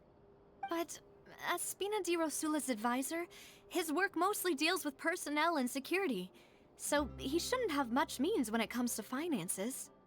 So you're saying he's too broke to afford a mecha army? Exactly. He can't. And even if he could, I don't think he would be able to dispatch a whole group so quickly. Who could it be?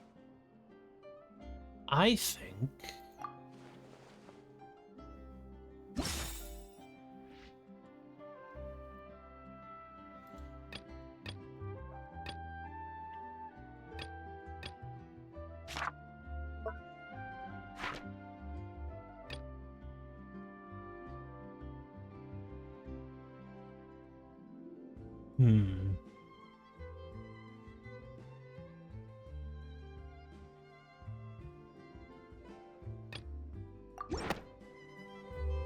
You know, if you think everything through, Uncle Marcel is indeed the most suspicious of them all. Could we be missing other suspects? Malus didn't know about the people turning into water thing when he narrowed it down to these three, did he? Malus has always been very reliable, and his judgment of others' trustworthiness has been fair and well considered. When he laid out his case for the three, the rationale he gave me made a lot of sense as well. The suspect is knowledgeable about the Spina's internal affairs, has the means to dispatch Mecha to assassinate us, and possesses significant intellect and foresight. Even if I don't want to believe it, I'm starting to see how things could all tie back to Uncle Marcel. He is someone who's very close to you, after all. Well, we still have another trump card on top of all the theorizing and speculating. The synth production base. Yes. Malus did say that charging straight in there would be extremely risky. But we don't have any other options right now. We need far more solid proof before we can hope to go charging in on our enemy. Navia, here you are. Oh, I've been looking for you. Huh? Aren't you the guy from the guards? Did something happen? Yeah. News came from Irenaeus just after you left. We've got another trial on our hands. Wasn't that place built specifically for holding trials? What's so newsworthy about this one? I know.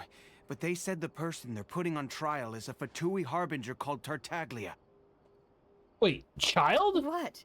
Is that someone you know? Yeah, we know him. Maybe even a little too well. Well, he's been accused of being the true culprit behind the serial disappearances case. It's absurd, don't you think? Wait, how? None of our investigations have had anything to do with him. That's what I thought was strange about it, so I came to tell you the news right away. If the charge against him stands, then it'll be next to impossible to get the guards to support any of our planned investigations. Right, because they'll think they've already found the culprit. Yeah, and it'll be a lot harder then to clear Mr. Callus's name. I understand. Well, partner, what do you think we should do? We still haven't found any conclusive evidence.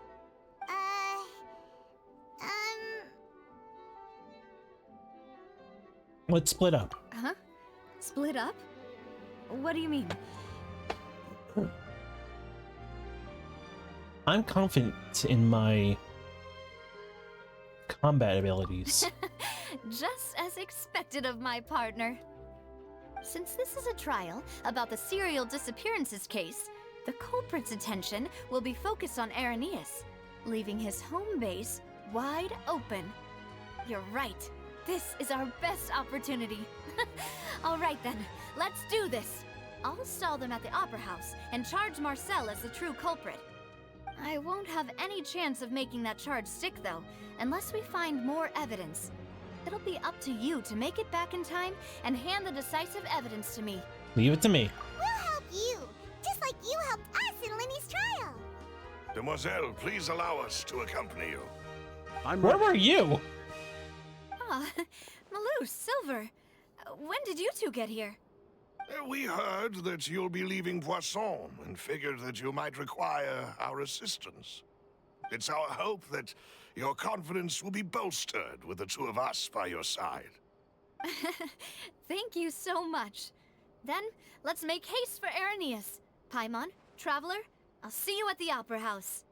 See you then!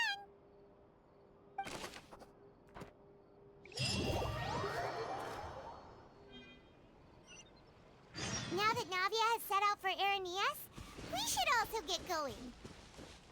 The location has already been marked on the map, so let's head over.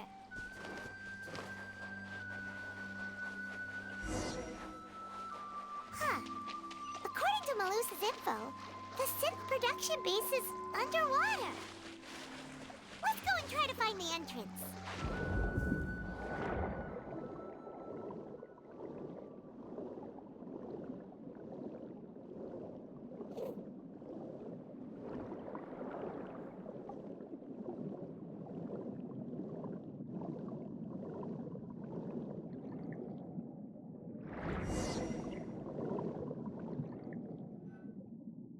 Finally found it!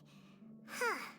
So this is the entrance that leads to the synth production base. It sure doesn't seem out of the ordinary at all. Well, they don't want it to stand out. Ah, you're right. An important place like this is bound to have a ton of protective measures and mechanisms. Navia's probably arguing up a storm right now to stall for us.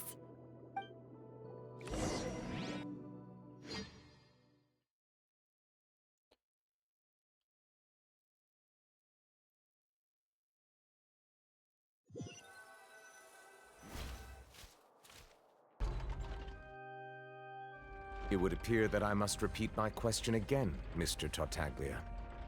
Do you accept the charge that you are the true culprit behind the serial disappearances case?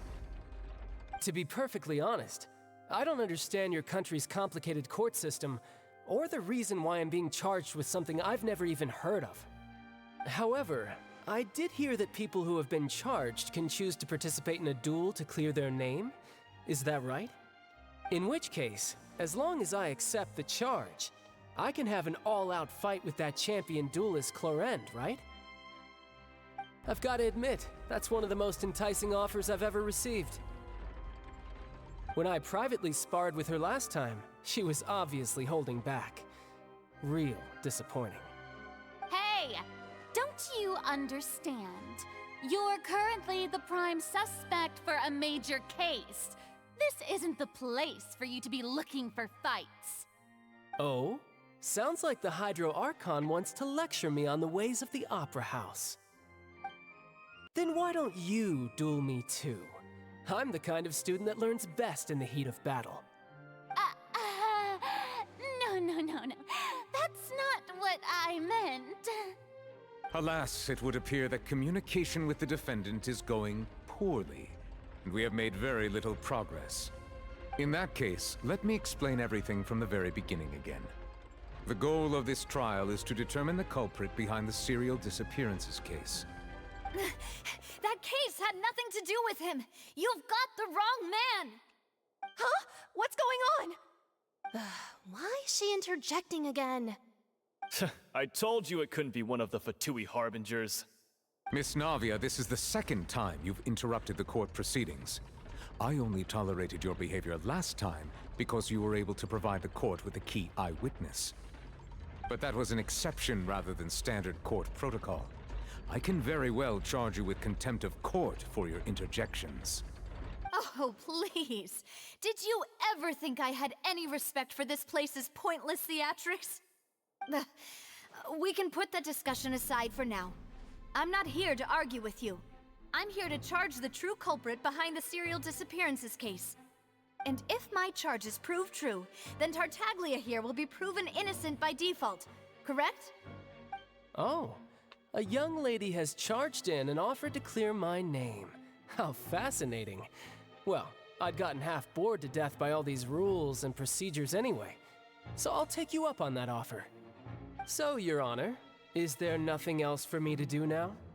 You may take a seat for now in the audience, but that doesn't mean the suspicions against you have been lifted. Now then, Miss Navia, who is the person you would like to charge instead? That person is...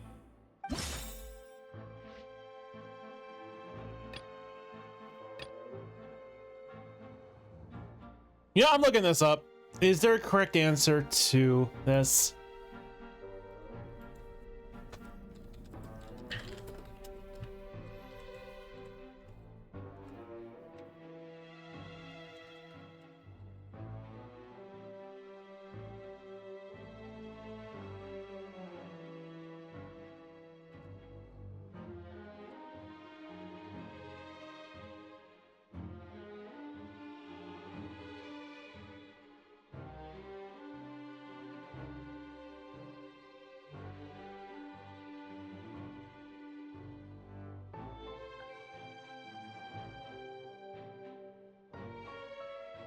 Hang on, no, I'm just trying to figure this out, sorry.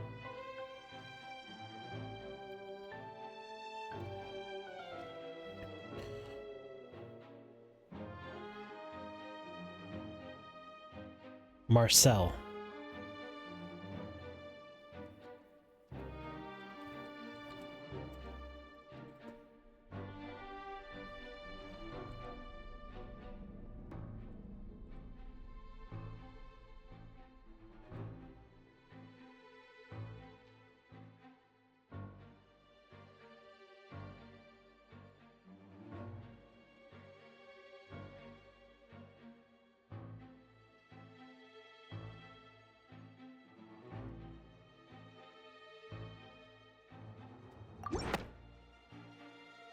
Marcel, the head of Confrérie of Cabrières! Huh? What Confrérie? Never heard of them in my life. I've heard of them, but weren't they Spina di Rosula's sister organization? Oh, is this going to be a friends to enemies type situation? Please let me remind you, Miss Navia, that charging someone is an incredibly serious matter. Committing to the charge also means taking on the legal responsibilities associated with it. And if the charge fails, depending on the circumstances, you may also be charged with the crime of making a false accusation. Knowing this, do you still wish to charge this man? Yes, I do. In that case, I declare the charge to be valid. Miss Navia and attorneys, please take your places on the court. Members of the guards, please contact Mr. Marcel right away so that he may stand trial.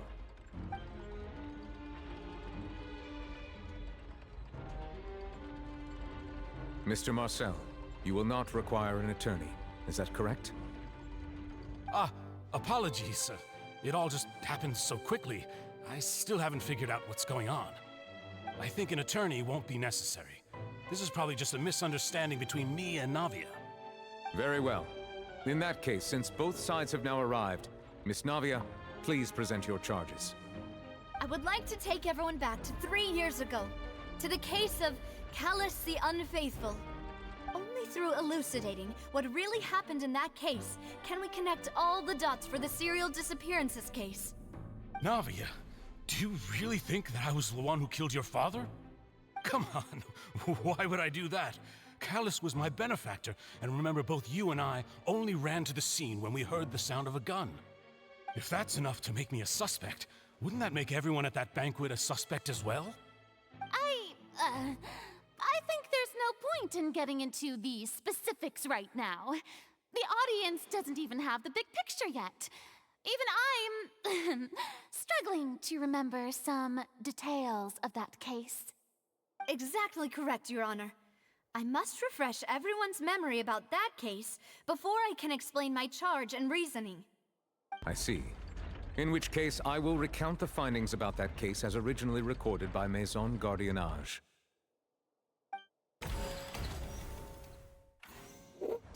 On the day of the murder, Spina di Rosula hosted a large banquet in a countryside estate owned by the Confrérie of Cabrières. During the banquet, all attending guests heard 2 gunshots from the courtyard. When the guests arrived at the scene, they found the primary suspect, Callis, holding a gun, while his acquaintance, Jacques, lay dead from a gunshot wound. The guards' investigation did not recover any other firearms from the scene. As a result, they concluded that the suspect's first shot must have missed, while the second must have taken Jacques' life. The suspect did not dispute this conclusion, and also declined to defend himself in court.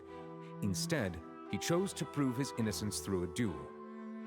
Callis was defeated by champion duelist Clarande in the ensuing duel, and soon succumbed to the injuries. These are the known facts about the case.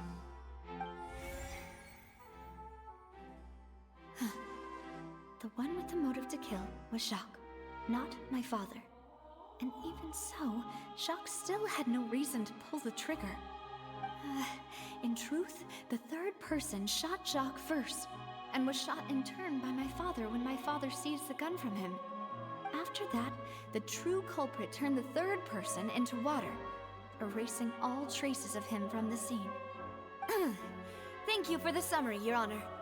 Of course, the guard's conclusion appeared quite sensible to us at the time. However, we should revisit the case now that we've gained new information about the abilities of water from the primordial sea.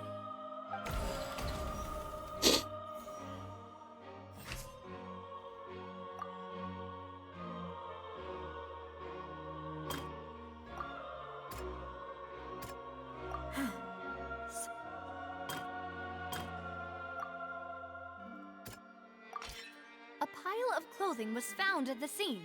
The guards once believed they were used by Jacques as a costume to disguise himself. But now, it is clear that the clothes were proof that there was a third person at the scene, and that they were turned into water after committing the murder. Since it was raining that day, the culprit was confident that they could use the rain to wash away all traces of their dissolved accomplice.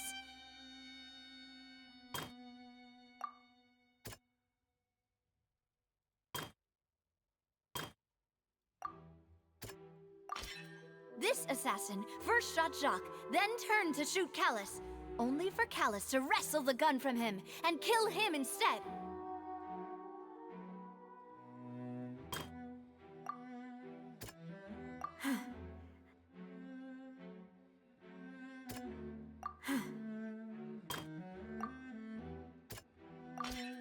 The testimony of the victim's family confirms that Jacques had thoughts of assassinating Callis when he set out for the banquet. However, in the end, he reconsidered, and instead shared everything with Callis, hoping to seek the latter's protection.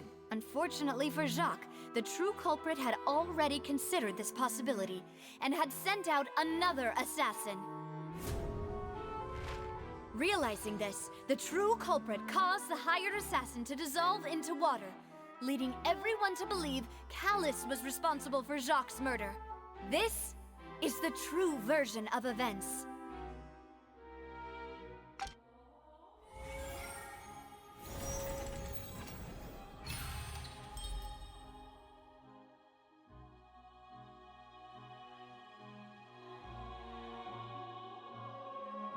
So that's what happened.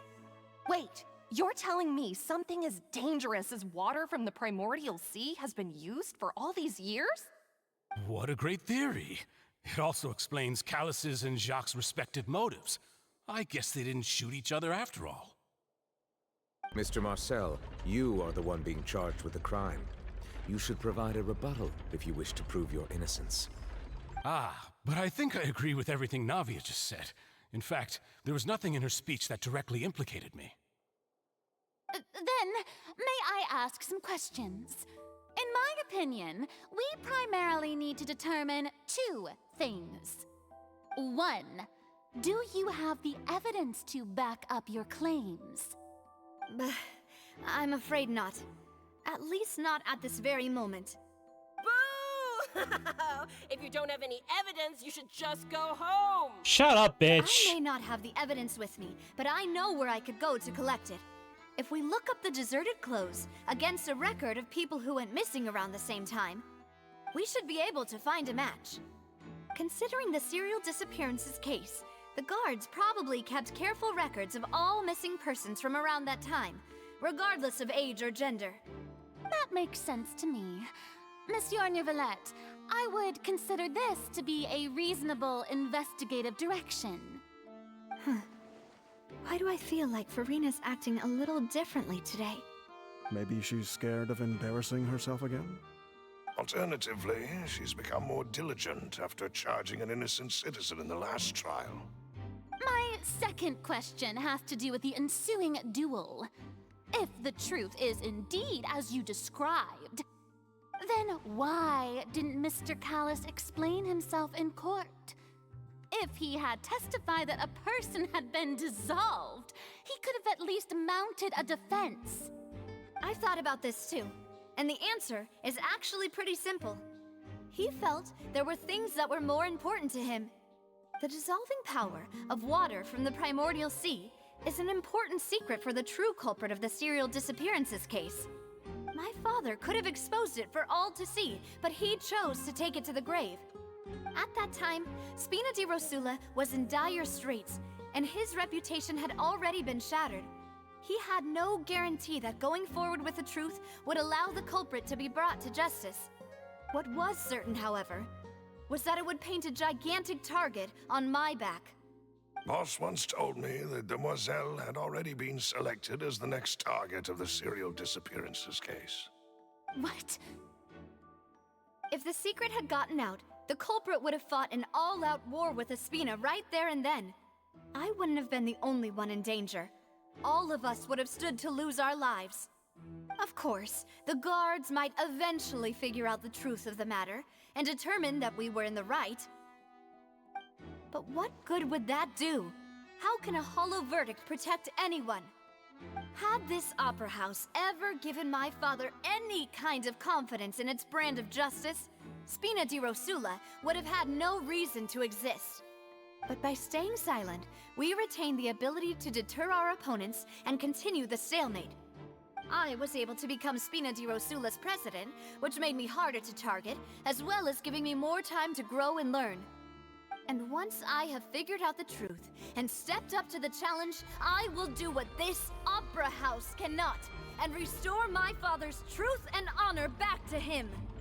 So, you mean to say, your father intended to die in the duelist's ring? That's right. Do you have any proof? Of course. All you need is to ask his opponent, Clorinde. I don't need your apology, your guilt, or your support from the shadows. You don't have to do anything for my sake. But since he entrusted his will to you, Clorinde, you should tell us the truth about his sacrifice. So, during the duel, did you believe that Callis was intending to die? Yes, I did. As a champion duelist, I've fought many battles and taken a countless number of dishonored lives. In my line of work, I've seen all kinds of people give their all for the faintest hope to continue living. Some were determined, others passionate, and some even manic and twisted. Just one look and I can tell if a duelist is hoping to live or if they're looking to die. I hereby swear on my name and honor as a champion duelist that Mr. Callis never intended to leave the ring alive. Since that's your testimony, I have no more questions.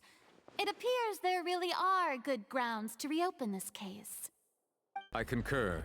However, Miss Navia, you still have not explained the link between your father's case and the serial disappearances case. Right? What she said was fascinating, but kind of beside the point. Wait, weren't they just talking about the serial disappearances case? Of course, Your Honor. The two cases are connected via a matter of timing. In my father's case, the culprit intended to kill Bolzjak and Callus. As a result, they planned to act after hearing 2 gunshots. And at the end of Linny's trial, the culprit also only dissolved the victim in front of everyone because they realized they were at risk of being identified. The culprit could only time their actions so precisely if they were already at the scene. Coincidentally, Marcel attended both the banquet and the trial. So that's why you suspected me. Even after hearing your reasoning, I still can't help but find it a little preposterous. I'm used to it, though. You've always been an impulsive and sentimental child, Navia. It's one of your most endearing traits. No need to appeal to pathos. I won't try to refute your points one by one, but even if everything you just said was true, can you prove that I was the only person present at both events? On top of that, does a person have to be physically present to control the timing? Can't someone remotely monitor the place?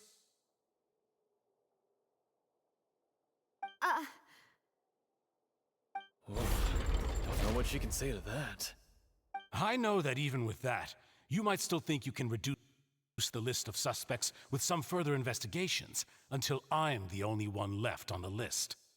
Alas, who won't feel at least a little hurt by an accusation of murder from a girl you see as your own daughter?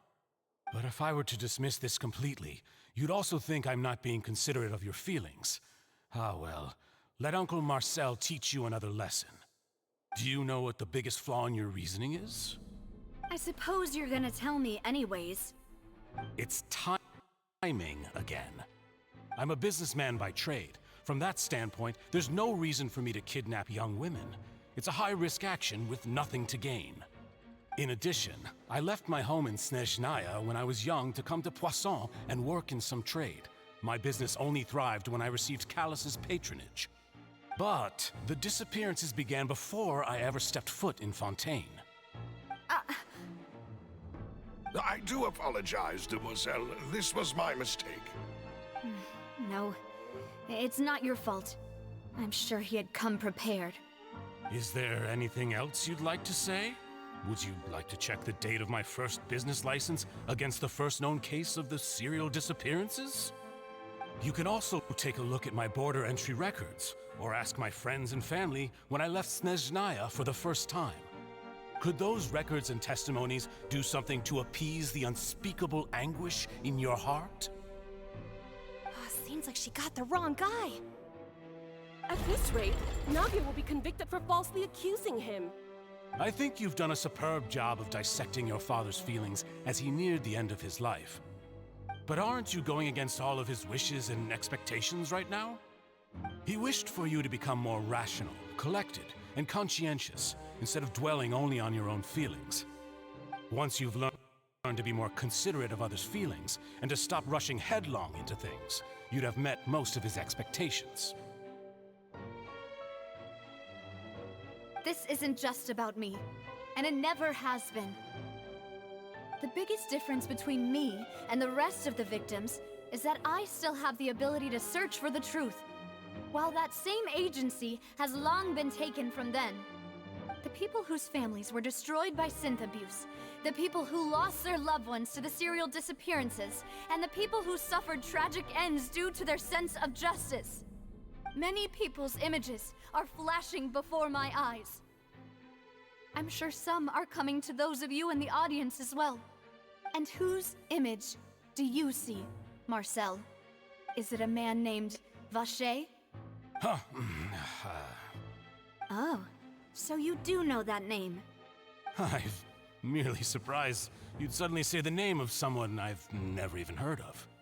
I was waiting for you to say that.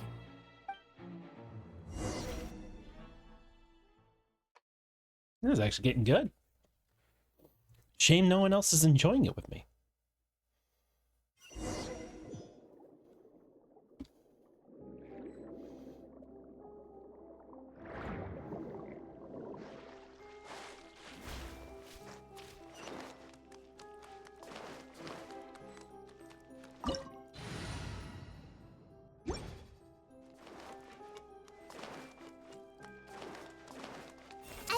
this! Allow me! Into the wind!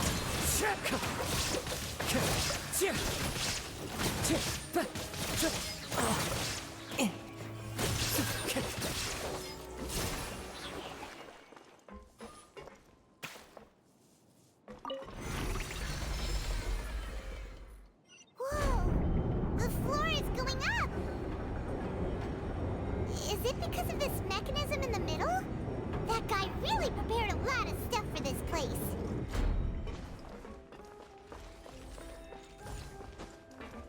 Time to go.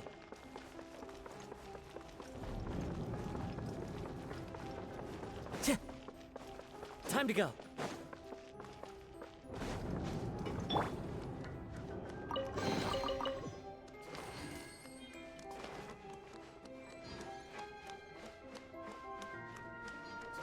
Paimon thinks we need to go up, but Paimon doesn't see a way. Let's take a look around. Maybe we'll find a hidden mechanism that'll show us the way up.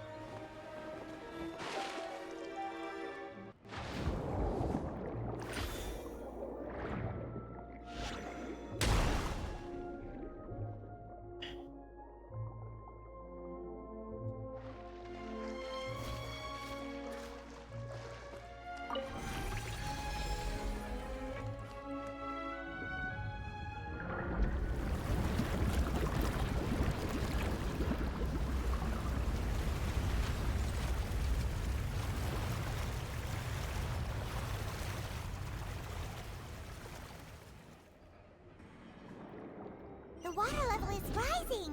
Now we can swim to the top. But this is still a ways away from where we need to go.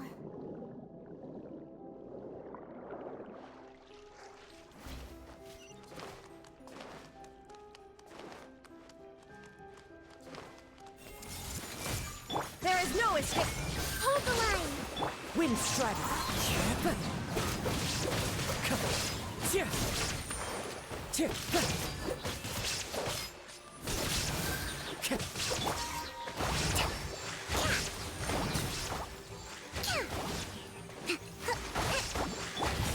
Let's try turn a little.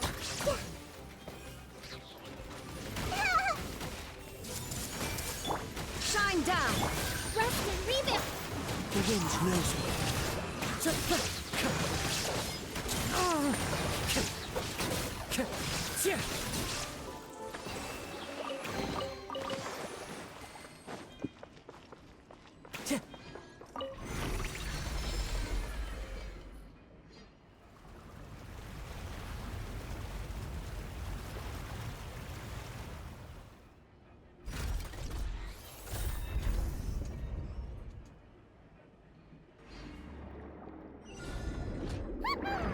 Now the path is clear. Let's go.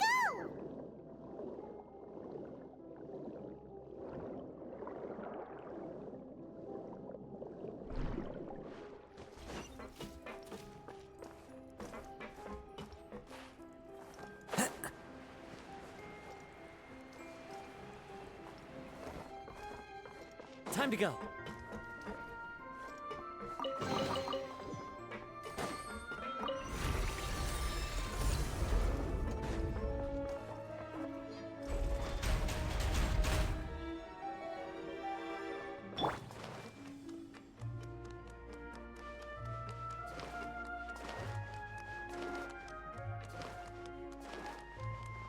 Everyone hold hands.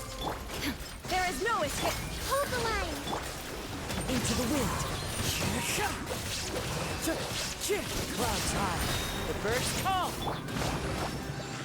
Illusion shattered. Torn to oblivion.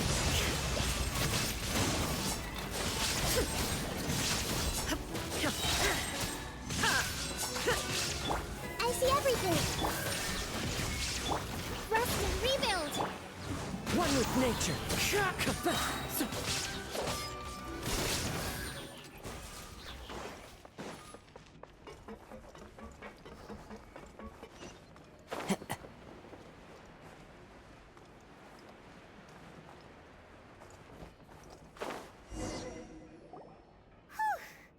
After all that, we finally made it to the innermost sanctum. Though, as expected, mastermind isn't here. If I'm not mistaken, he's being charged by Navia as we speak. That's right. Then let's hurry up and find some evidence so we can get back to the Opera House and help Navia.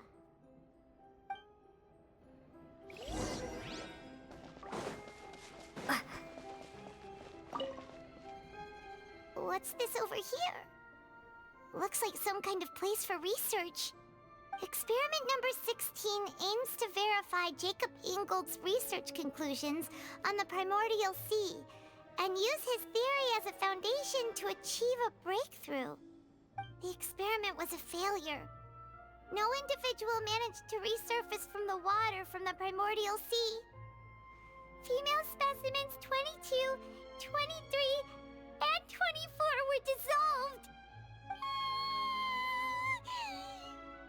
Calm down, Paimon. Sorry, Traveler. Paimon will try her best.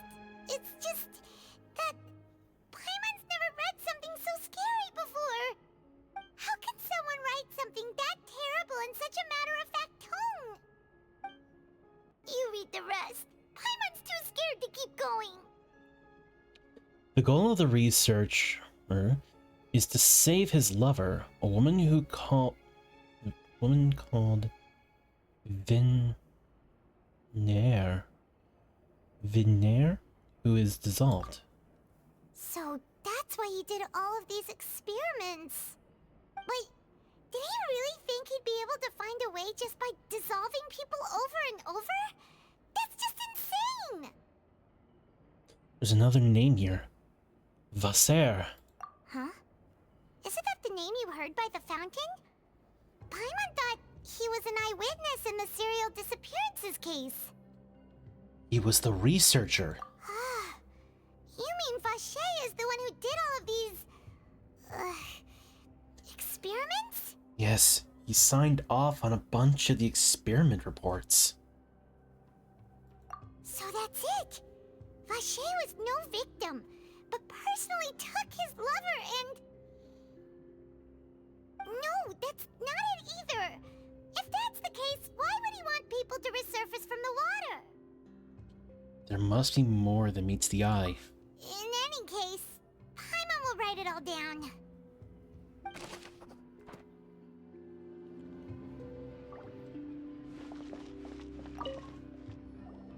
Whoa! There's so much synth here! And so many bottles of ingredients that probably just contain the waters of the primordial sea. So many. Mixing in progress. Ready to drink?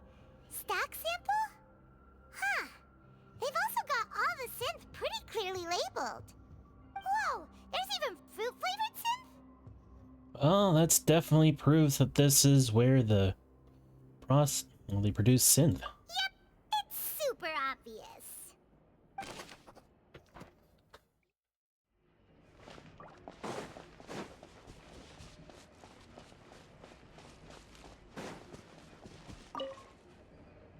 Let's see what's written here. Nothing escapes Detective Paimon's eyes. Callus. Navia's father. Oh, this seems to be an investigation report on him. It's probably related to his and Jacques' case. Yep, it's about finding someone to assassinate Jacques and Callus because of a lack of confidence that Jacques himself would go through with it. This should prove the existence of the third person, right? Is there anything else? We still have not determined the exact content of the key information Callus has passed on to certain members of his organization. The old dog's a real menace to deal with. Even if he abides by the promise he's made to us, he will still have the upper hand. He can act whenever he wants to make our lives miserable. The only option left is to remove him from the picture entirely. I concur. Let's send someone to kill him. He won't declare war as long as we don't touch Navia. Oh, seems like we've got a bunch of correspondence between the higher-ups. They planned this all in advance. They're all just so evil.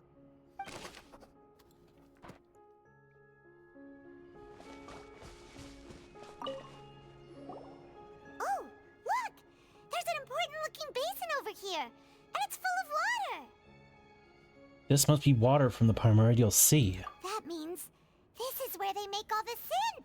And that special water is the main ingredient. If you dilute it with normal water, you'll get synth. But the pure stuff can dissolve a human. Paimon will take notes on this incriminating evidence.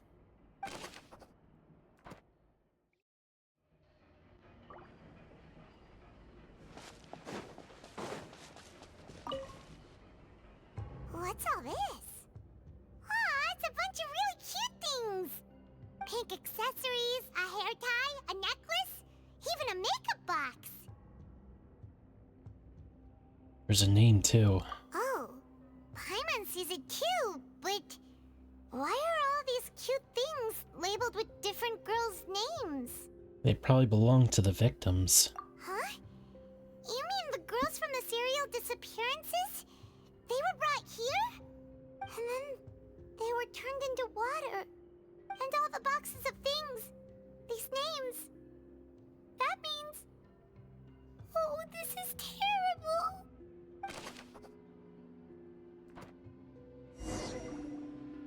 We've looked at almost everything here, and it seems like our theories were spot on. But... Who really is Vacher? yeah, we haven't found anything that reveals his true identity. No wonder even Neuvillette wasn't able to find anything. Whoever it is probably destroyed everything to do with that name a long time ago. That way, even if we bring all this back to the opera, we won't be able to identify the true culprit. Clever, but maybe not clever enough. Let's look again. Sure thing. Paimon won't admit defeat to this guy either.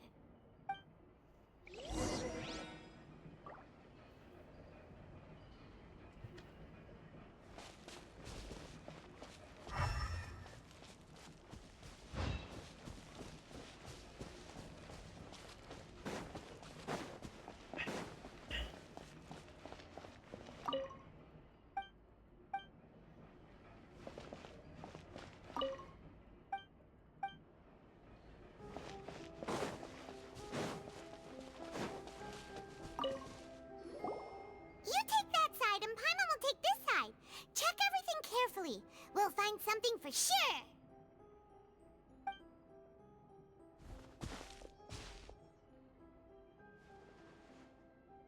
Ugh, nothing at all. And Paimon can't even find snacks either. Paimon, I found it! Whoa, really? What Paimon see? Vinier. Isn't that Vacher's lover's name? Then you found her diary. Let's see. Aw, it's just a normal diary chronicling their love story. She was so sweet too. Oh, Paimon feels even worse for her now. Take a look at this. She made a list of baby names. So many! A whole page's worth! But they're all crossed out. Was she unhappy with all of them? The final name she decided on was... Marcel. Wait, but Marcel's pretty old. Has this case been going on for so long that he's Vacher and Vinier's grown son? I figured it out. Hey! Paimon still hasn't figured it out yet.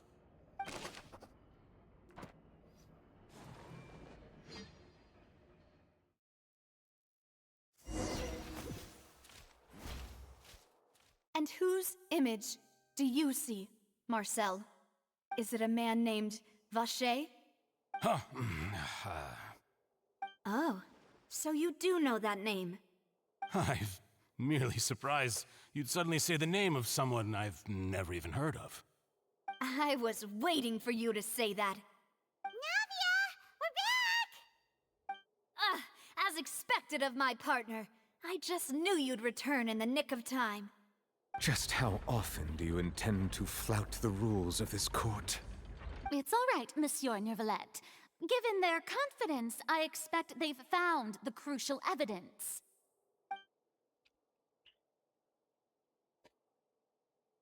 You say you've never heard of Vache.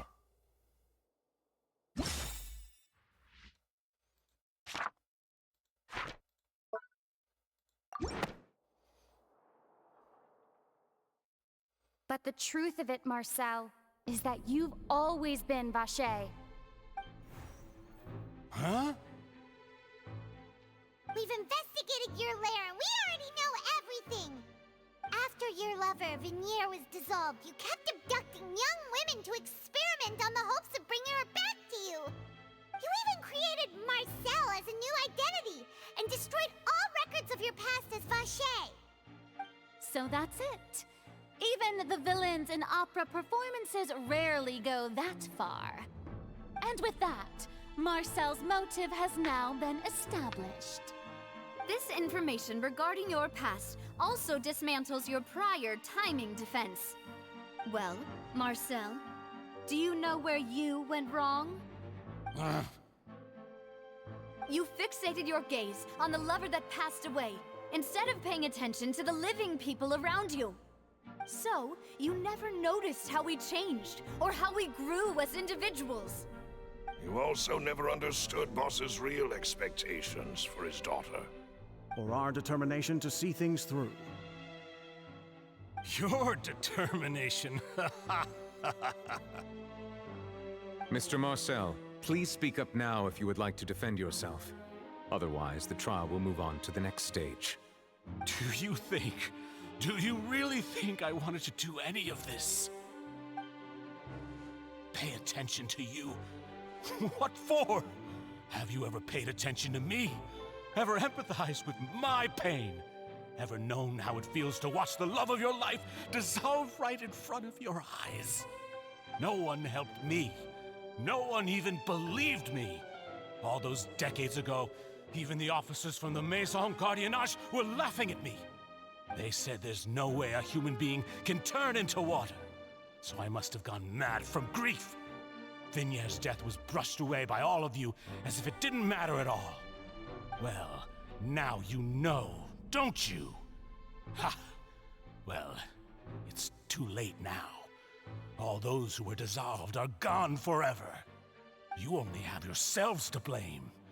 You set up this ornate opera house in pursuit of your so-called justice, your beloved drama, while turning a blind eye to the suffering of the people. Vinier is dead. We promised each other that we would always be together. Wherever she goes, I will follow. But I'm not from this blasted place, so I can't be dissolved, no matter what I do. Hey, is that water from the primordial sea that he's drinking? I can't dissolve! Can't dissolve! Can't dissolve! Do you all see? I can't go, I can't follow. So if I can't go where she is, what choice do I have but to try to bring her back? I did all of that, and in the end, that accursed Calus still got the better of me. I spent my entire life living on pins and needles, only to get stabbed by his idiot daughter at the very end. The suspect is exhibiting signs of mental distress. Guards, please restrain him. Don't touch me! Don't anybody come near me! I still need to save Vinier. I promise. We made a promise. Vinier. Vinier! Please, Vinier. Don't think badly of me. All I want to do is fulfill our promise. At this point, the verdict of this trial is clear. With Mr. Marcel's conviction, the charges against Mr. Tartaglia no longer have any basis. Fine by me. I was in a bad mood, but after a show like that, I'm actually feeling pretty good. Traveler, please submit all the evidence you have collected to the guards, so that I might review and summarize the truth behind the serial disappearances case. The man now known as Marcel was originally named Vache and worked as an adventurer with his partner and lover Vinier. During an underwater expedition, Vinier accidentally came into contact with water from the primordial sea and was dissolved in front of Vacher as a result. Vacher learned of the primordial water's existence through the work of others and began to kidnap young women for research, with the goal of discovering a method to restore Vignier back to life. To cover his tracks, he invented the new alias of Marcel and began to operate a business in Poisson. During the course of his research, Vacher discovered that a diluted concoction of water from the primordial sea can induce feelings of euphoria, and began to manufacture and market synth. However, as he accumulated wealth to fund his continued research and expanded the scope, he came into conflict with Spina di Rosula. After exchanging blows with Spina di Rosula for many years, Vacher decided to assassinate their president Callus at a banquet. Although the assassination did not go as Vacher expected, he was able to turn Callus into the murder suspect by dissolving the assassin he sent to the scene. And just recently, Vacher attempted to frame Linny as the culprit of the serial disappearances case, using a similar method. However, his attempt to frame Linny failed, and the power of water from the primordial sea became public knowledge. This case also exposed enough of Vacher's machinations that he was eventually successfully charged in court. Thus concludes the enigmatic history of the serial disappearances case, with the truth revealed to all. 2 claps. Hooray. The Oratrice will now deliver the final verdict regarding the charges against Mr. Vacher.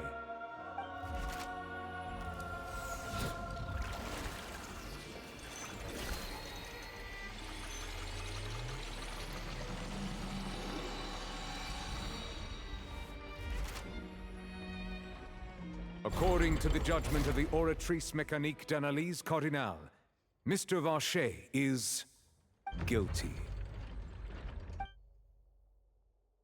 Guards!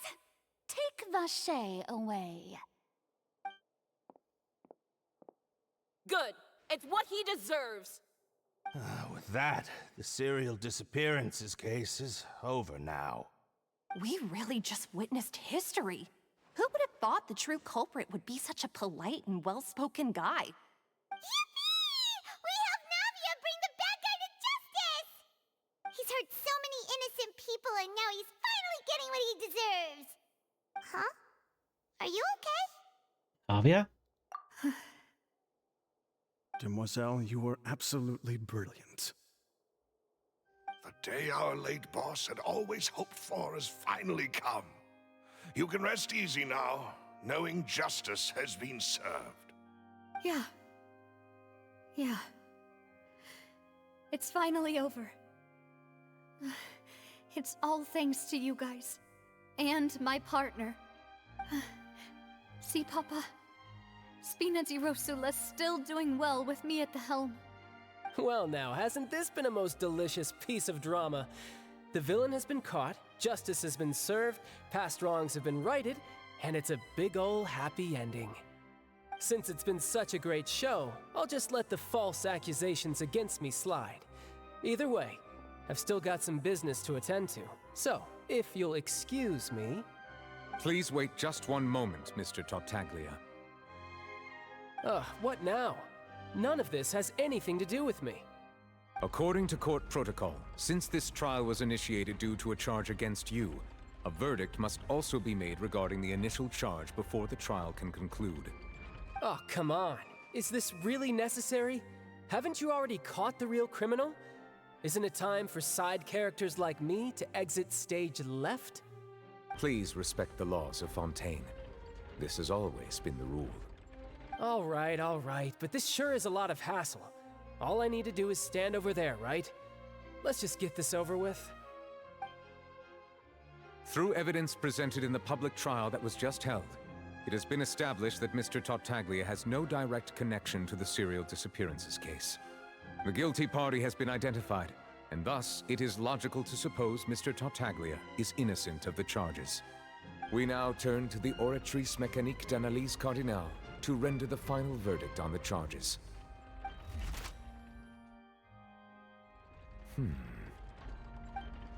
According to the judgment of the Oratrice Mécanique d'Analyse Cardinal, Mr. Tartaglia is guilty. What? Hey, hey! That's not funny!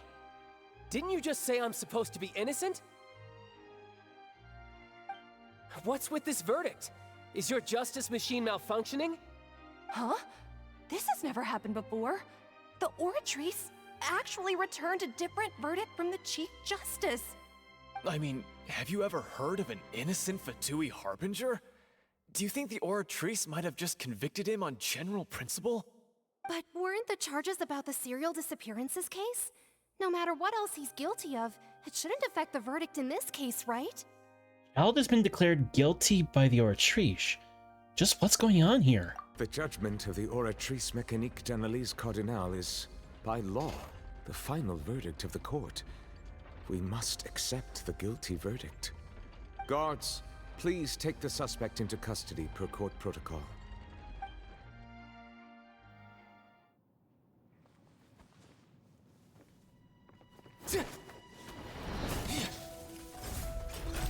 So this is how justice is done in Fontaine. What a joke. You've got your rules. Well, I've got mine too!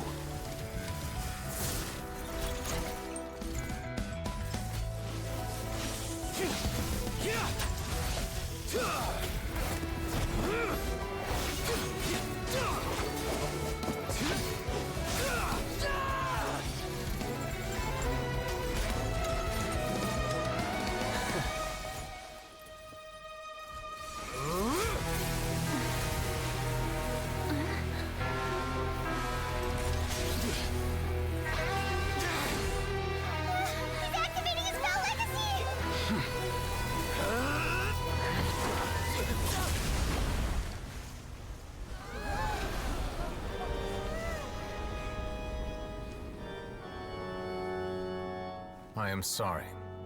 If you have been wronged, we will find the truth. But the rules of the court must be upheld.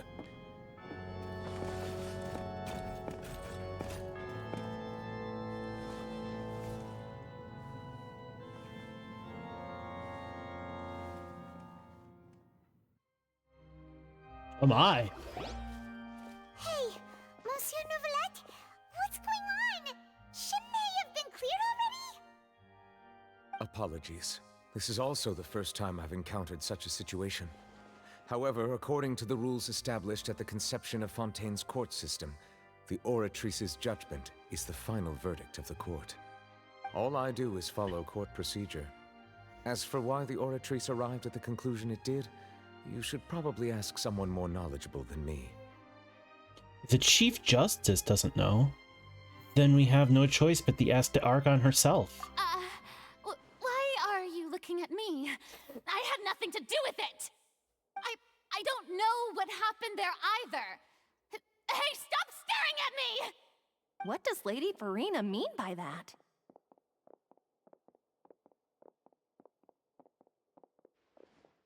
She says she has no idea either? But that's impossible. Didn't she create the Oratrice herself? Yeah, so are the verdicts reliable or not? Can results like this really be called justice?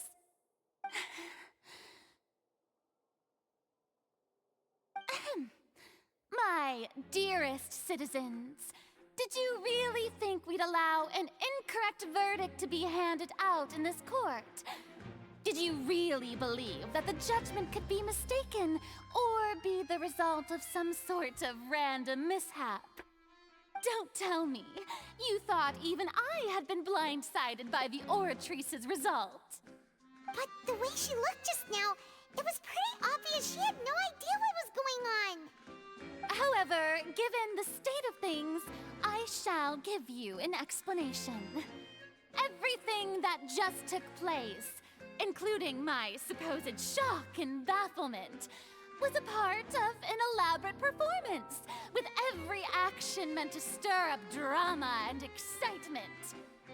And, of course, for every performance there is a script. Everything has unfolded exactly as I expected from the very beginning. As the embodiment of the very concept of justice, The Oratrice shall never render an arbitrary judgment! If you thought Child had nothing to do with the serial disappearances case, it is only because you've been blinded by the superficial appearance of innocence. Everything he's done, not to mention the danger he poses, are beyond ordinary comprehension and completely unforgivable! All shall be revealed in time. You will come to understand my noble intentions, as well as the absolute correctness of the Oratrice's verdict.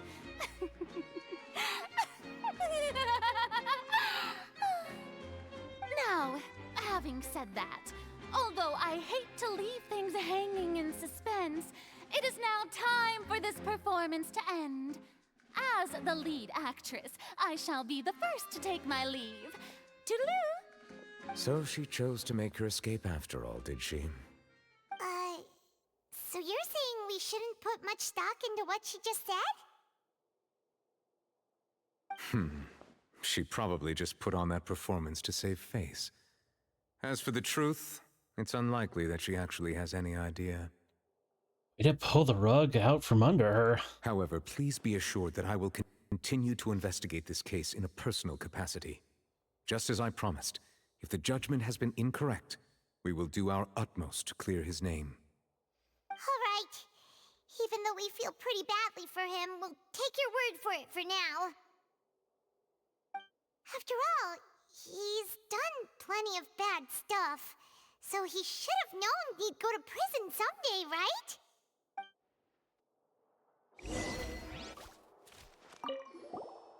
Oh, Monsieur Neuvillette! That power you showed when you took him down.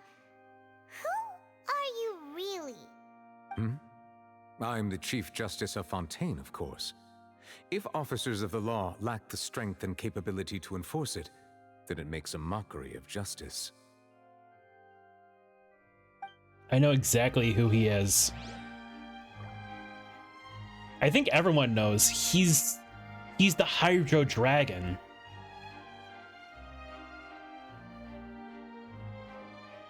Because if you notice, he has power, but no vision.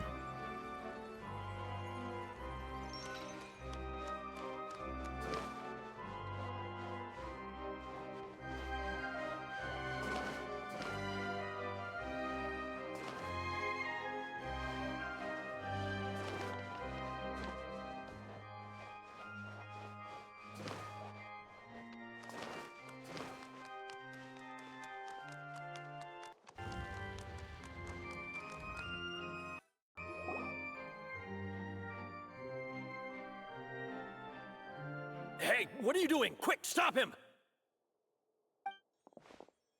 Traveler! Hey! Traveler! Marcel! What are you doing over here? Stop resisting arrest! Cease, or we'll add another charge to the list. No, wait! I just want to ask the Traveler something. I'm not looking to run away. Please, just let me ask this one small thing. Go on. Thank you. I was being led away when I finally realized something. Where did you first hear the name Vacher?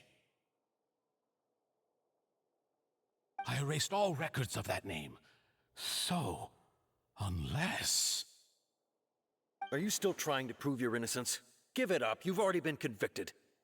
Yes, I met her. Really? You did? You're sure? You met her? But how could that be? How did you manage to do it? It was around the Fountain of Lucine. Something to do with the sensitivity of the hydro element. The Fountain of Lucine? Then she's been so close to me all along. And I just never... Please give me a chance to talk to her again. Just let the Traveler take me to the fountain to see her one last time. This is the last request I'll ever make in my life. You can do whatever you want to me afterwards. I don't care. What? Give an inch and you want to take a mile? Do you think serial killers get to make requests like that?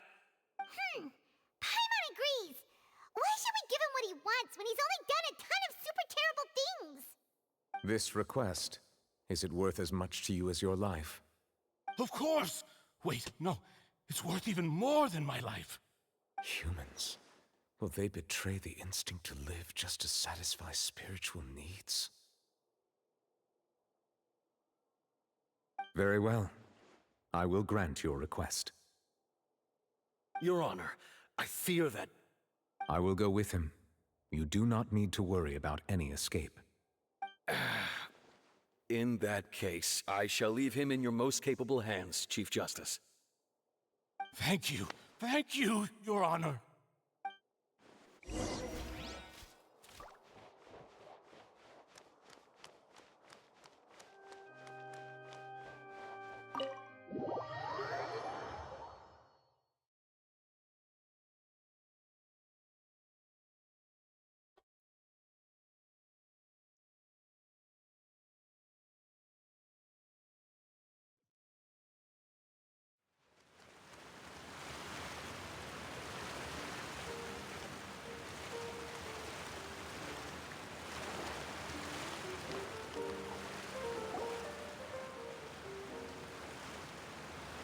Is this the place? You said she's here, but what do I need to do to see her? Back then, I drank water from the primordial sea. It heightened my sensitivity to the hydro element. Yeah, and even Paimon could hear her after drinking that thing. Didn't you just drink a lot of it on the stage as well? Oh, in that case... Vache! Ah! Yes, that's it! So you heard it too! Vignere, it's me! It's me, Vache! Vache? Vache? I'm here! Where are you, Vignere? I'm coming for you. I'm finally here for you. Hey, wait! Be careful! Hey, wait! Vignere, is that you? It's me, Vache! Vignere! Vache? Why did you come? Didn't I say? You don't need to look for me. You look a lot older than I remember. How long has it been? It's been more than 20 years.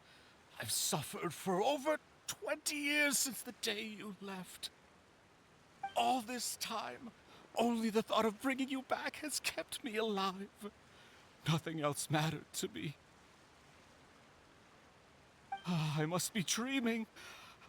Who would have thought I'd get the chance to tell you all of my feelings like this? Vignere, you are my everything. I really don't know how I could live without you.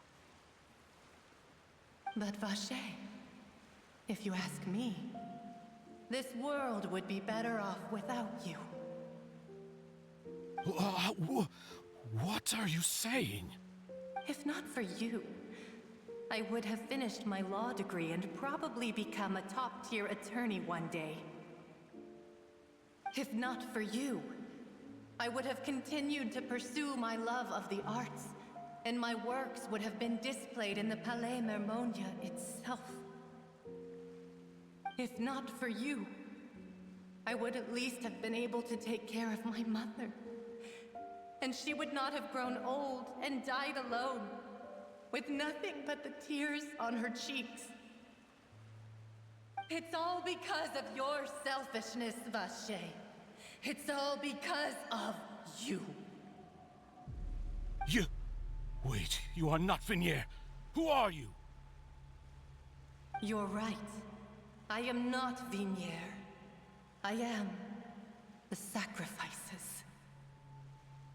Every woman who died by your hand, as our bodies dissolved, our consciousnesses flowed back to the primordial sea. Our thoughts circulated endlessly within the primordial sea, and we were no longer individuals, but we became one, just as streams of water come together in the sea. I'm Cressy. I'm Lemony. I'm Azine. The only one I am not is Vignier. Why? But then, where is Vignier?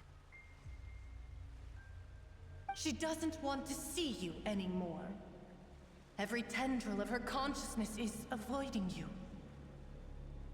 This is what you get for your selfishness.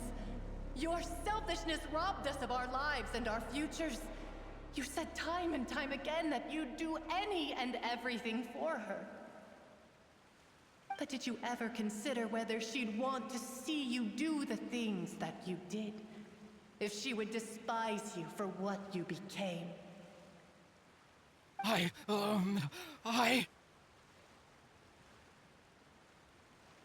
You are a liar, a heartless murderer, and a cowardly narcissist. The only thing you are not is Vignier's beloved. From the moment your first victim died and her consciousness merged with Vignier's, she has had nothing but pure hatred for you.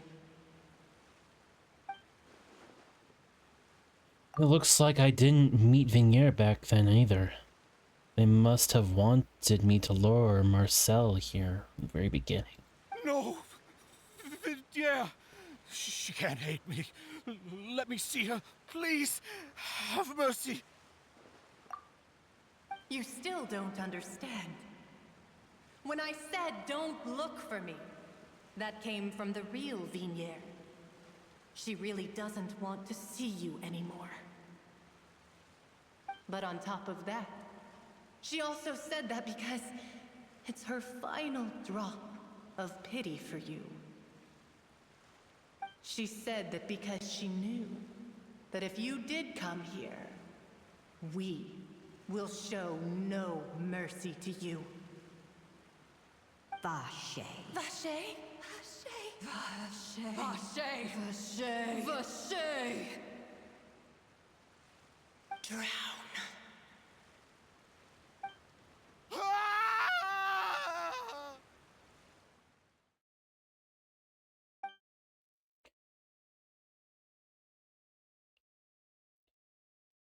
Oh, I couldn't read it all. Several days later.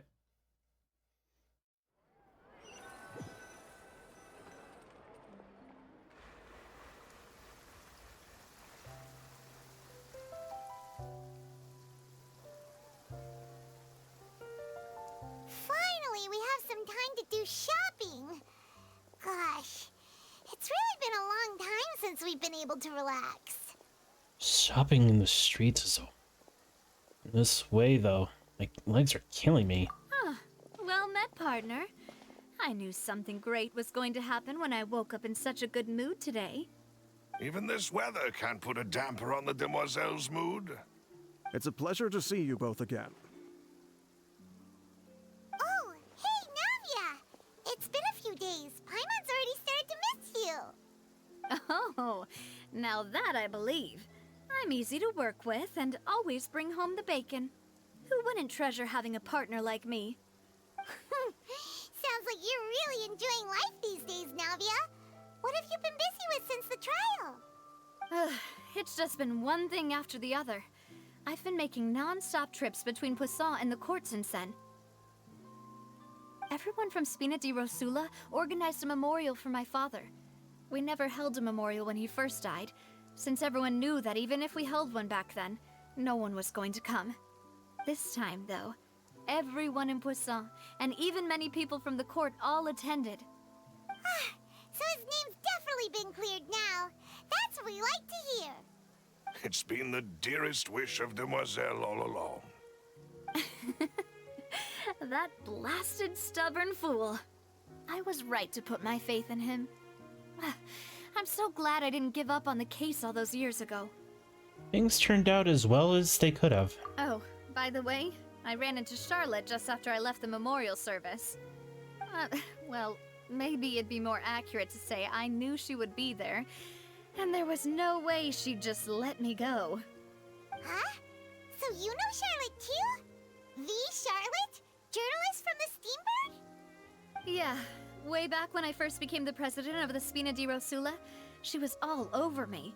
wouldn't take no for an answer. I believe the story was called The True Heart of Darkness, Secret Tales of the Yellow Rose. To be fair, though, it was a really flattering feature. So, we've been on pretty good terms ever since. She was trying to lean on our friendship to get me to do an exclusive piece on the serial disappearances case. Oh yeah, she told us about that. She's always been super interested in that case, so now her wish has finally come true too. Anyway, I told her to make sure that when she writes about you guys entering the Opera House with the critical evidence, that you both sound really cool. Now that's another thing to look forward to. We trust Charlotte's skills with a pen for sure. Oh, and in other news, I also took Clorinde out for a meal. Oh, are you two on better terms now? While you were investigating Vachet's headquarters, Clorinde gave testimony on my father's behalf. It was thanks to her that we were able to turn the tide. I wanted to thank her. I mean, there's also no point in being awkward all the time, so we took the chance to reconcile with each other. Oh, that's great. Paimon also thought Clorinde wasn't actually a bad person. It's always good to have more friends. Anyway, now that the case has finally been solved, perhaps it will slowly begin to fade from the public consciousness. Oh, actually, there's still one last thing I need to do. What is it? I should pay a visit to my father's grave, and tell him the truth of what happened, as well as how it all ended.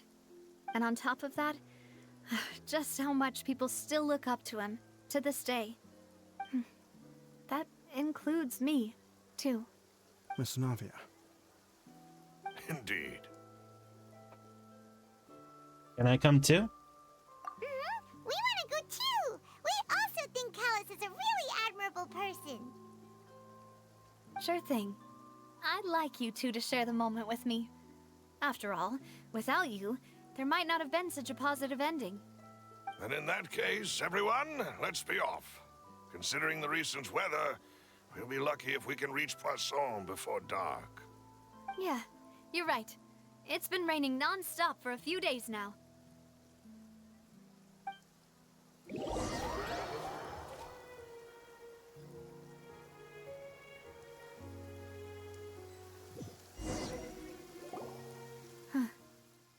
This is where my father's grave is.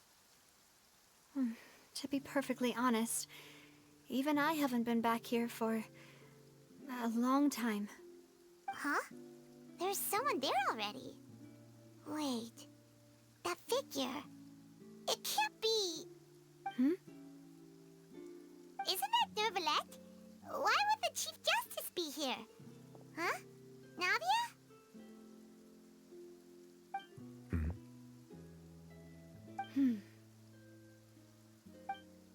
My apologies. I should have asked before coming to pay my respects. Don't say that. Sorry about that. Oh, I was trying to say there's no need for you to apologize. I wanted to show my father how much I've grown, but still, I doubt I've grown to the point that even the Chief Justice would feel compelled to apologize to me over and over. In that case, I will stop apologizing for now. You really could use some pointers on understanding human emotions, Monsieur Neuvillette. In any case, why did you come to Poisson? Well, ever since that day, I've been turning a question over and over in my head. Just what is justice anyway? There was once a time when I didn't want to believe that there could be anything more important to humans than life itself. Oh, rather than that, it's probably more truthful to say I didn't believe humans were capable of resisting the most basic instinct of living things. That they could rebel against their own nature, or consider certain things to be more important than their own lives. Which is also why I didn't stop your father from beginning that fateful duel. I believed that a truly innocent man would never throw away his life like that. That there was nothing, should have been nothing more important than one's own continued survival. But Mr. Callus proved me utterly and decisively wrong.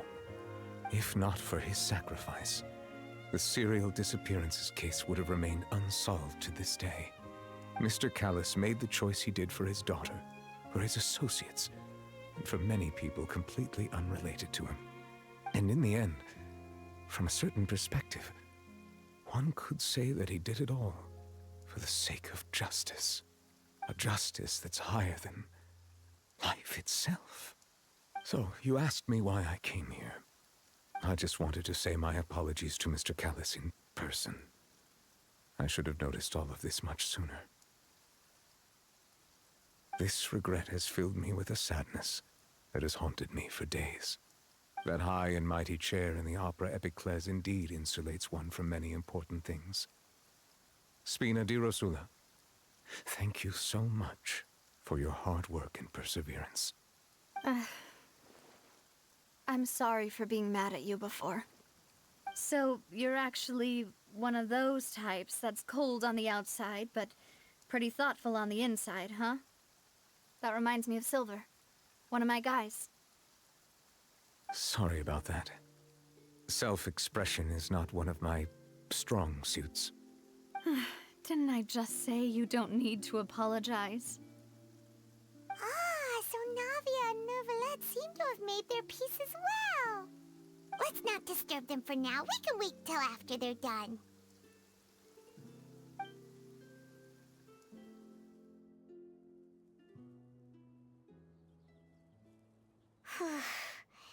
Paimon's never paid respects at someone's grave before. Did Paimon do anything rude there? Well, you're not usually supposed to fly around someone's grave. Huh?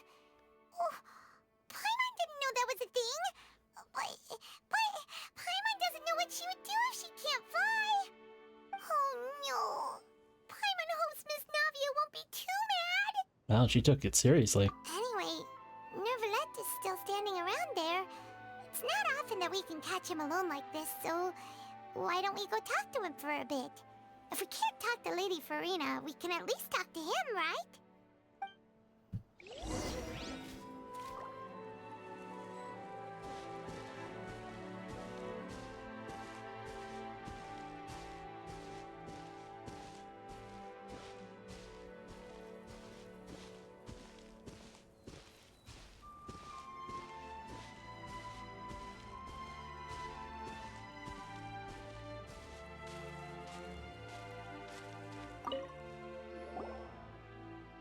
Oh, it's you two. Did Miss Navia invite you to come pay your respects to her father? Mm-hmm. We ran into Navia on the streets today, so we just followed her here. I see. Then is there something that I can help you with? Well, it's pretty hard to run into you like this since you're usually super busy. So we figured we could try to ask you a few questions, if that's okay. Please feel free. Though outsiders, you helped us solve one of the greatest mysteries in Fontaine, and it would be my pleasure to return the favor. About water from the primordial sea. So, at court, the bad guys referred to that special water as water from the primordial sea, but what is it really? Truthfully, that name is already quite accurate. I can only surmise that Vacher and his ilk only learned of its nature and existence after extensive research. There used to be a special sea on the surface of this planet. The nature of its seawater was rather different from that of the sea we know today. Most of Teyvat's life forms were first born in that special sea. You could say it nurtured much of the life on this planet. Huh. So it really was where everything began. It makes sense to call it primordial, then. But today, the primordial sea no longer exists on the planet's surface. What Vacher discovered must have been some kind of special case, or a remnant from a truly ancient age. Huh. So that's how it is. Oh, you really know everything, Monsieur Neuvillette. But if that's the case, then why would people, at least people from Fontaine, dissolve in that kind of water? Indeed. Why would the primordial sea, which was known to engender and nurture life, suddenly reverse itself and devour life instead? To be frank, That also doesn't match my understanding of this world and its laws. There must still be some unknown secrets around the people of this land. Is there anything else you'd like to ask me about? About the prophecy. That the sea levels will rise and everyone will be dissolved in water, leaving Furina crying alone on her throne, but the sins of the people will be finally washed away for good. Does that appropriately summarize the version you've heard? That's right! It was Lyney that told us back then.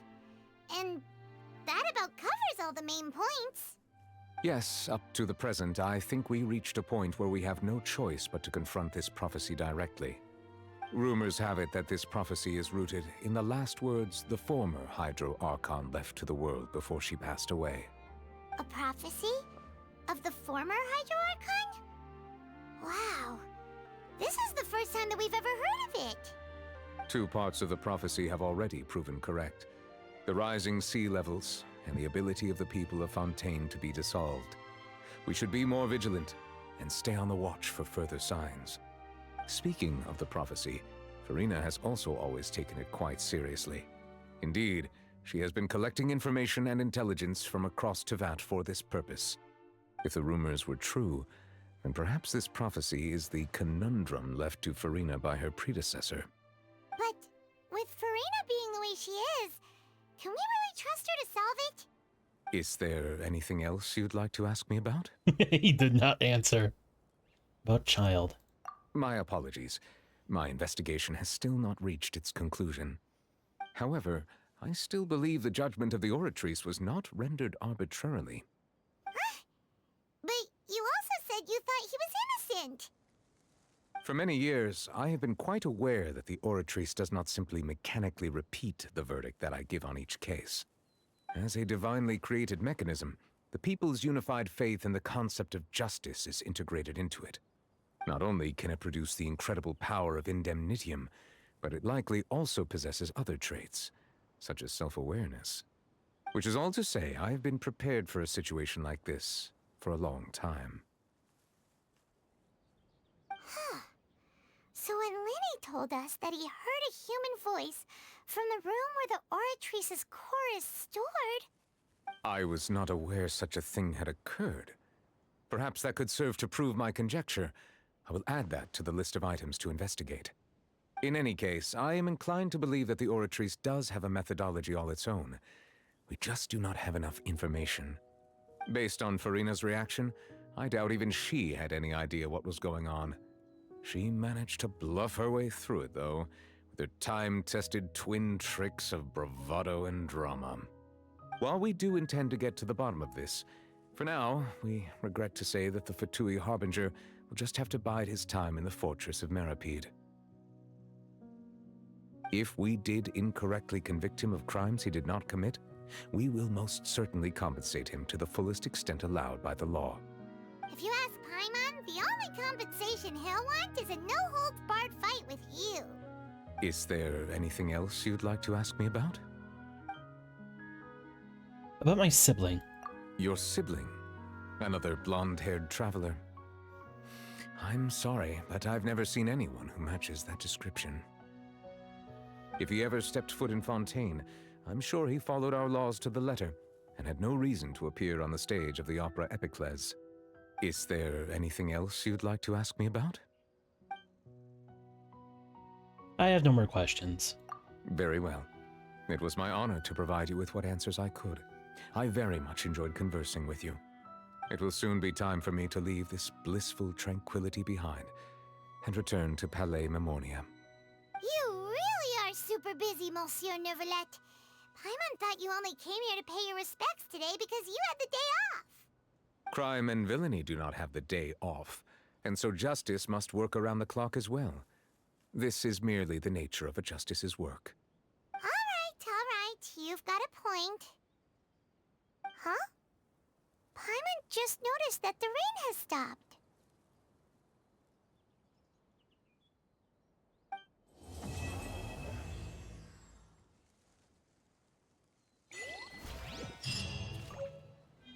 Where'd he go?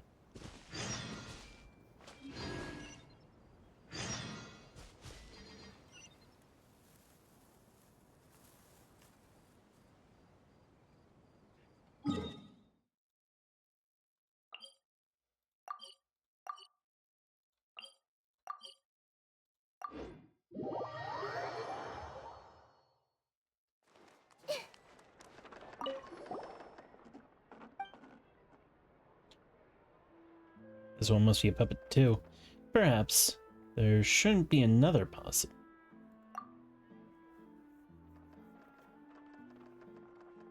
Just taking a look.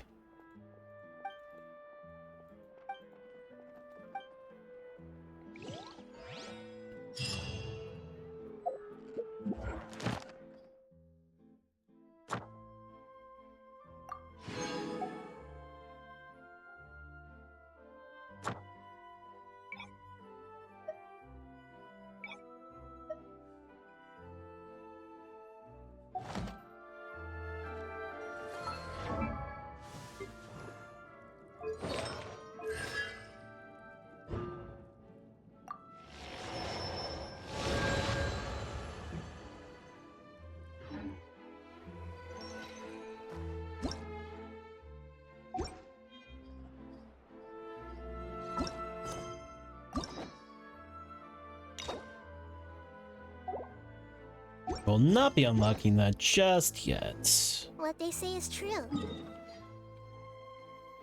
You have to see the world for yourself to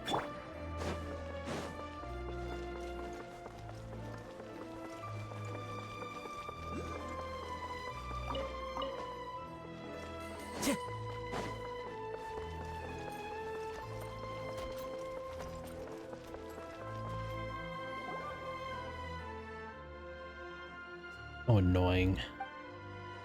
Yes, very annoying. Doesn't this just mean that Lady Farina will sit at the justice... Oh, exactly.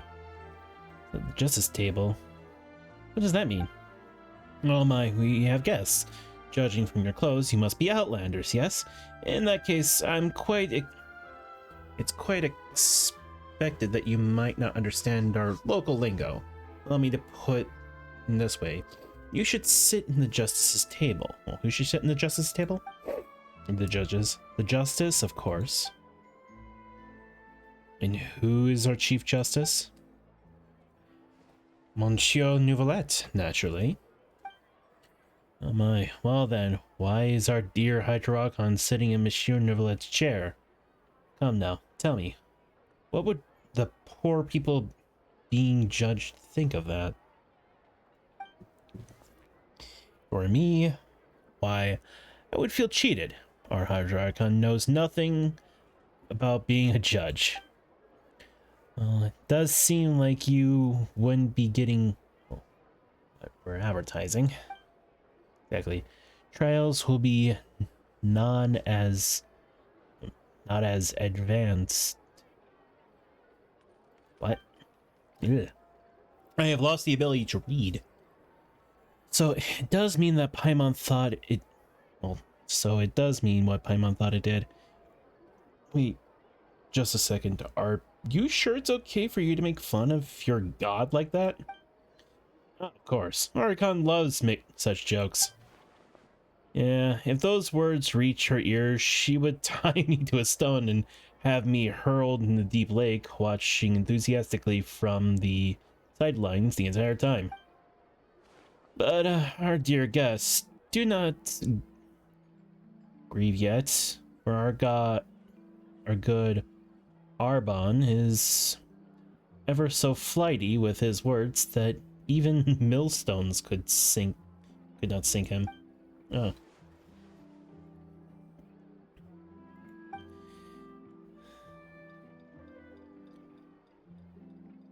Is that what Fontinians consider romantic? Everyone's not sure what to say here. In any case, let's get to business. Might I ask why you to our humble store? Speaking of which, Arbon, didn't you think our two guests look like famous adventurers the boss told us about previously? Quite so. One with hair like burnished gold, and the other like shining silver. Alright. Might the two of you be Miss Traveler and Miss Paimon? You know us? The boss who asked around in the Adventurers Guild about adventures active in Fontaine, you're not being told about you two. Word is that you're a pretty formidable team. Well, Miss Traveler, looks like we're getting more famous by the day. It's all thanks to you, Miss Paimon. Haven't you been growing a silver tongue lately? Alright then. For that, Paimon shall always share her fortune with you. Well then, what would your boss like from us? Well, unfortunately, we're not in the store right now, so allow us to tell you in his stead. Just a few words, not to worry. In brief, our boss would like your help collecting data for his Champion Duelist plan. Champion's Duelist plan?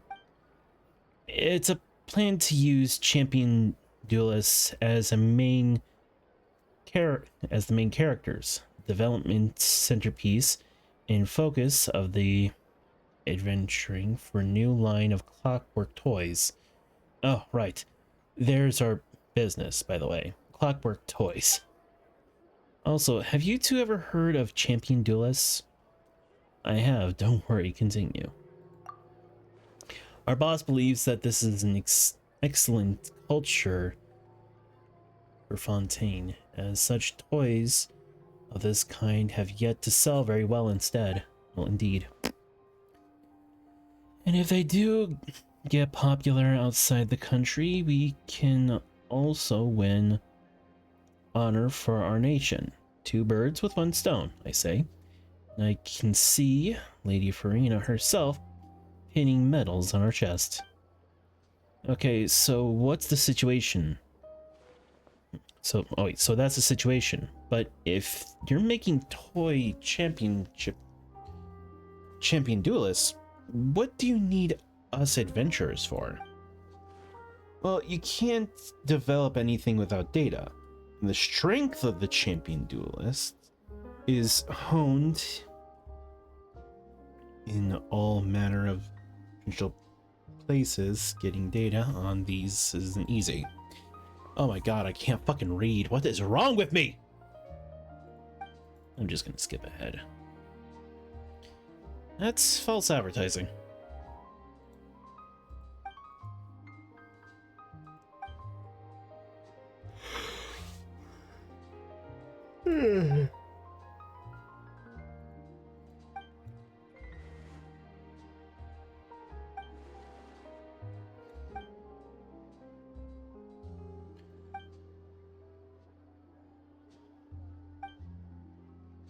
So he's a watchmaker that sells toys, and he wants help from adventurers to collect materials and get the data.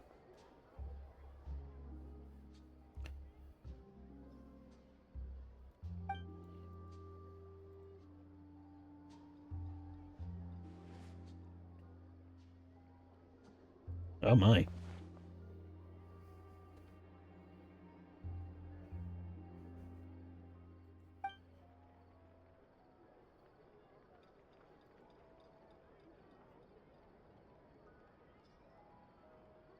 Paimon, it's a red herring. Don't get distracted.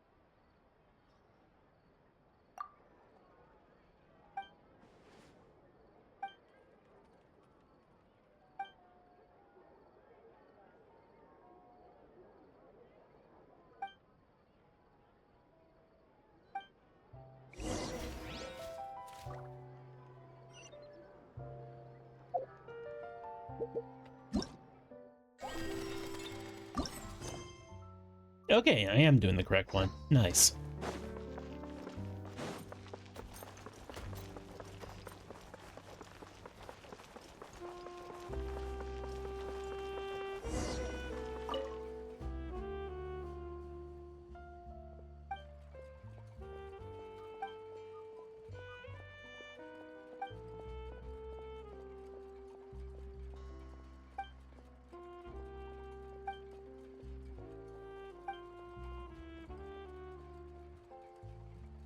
Come on, mind your language, please.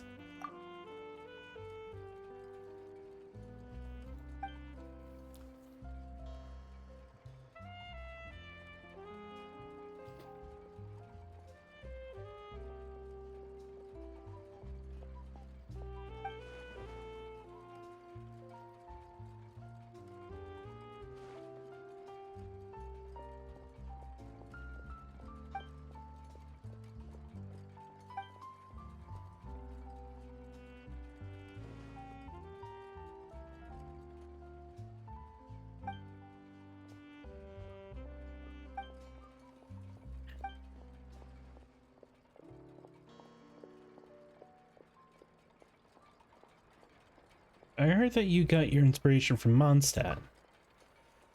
Need I...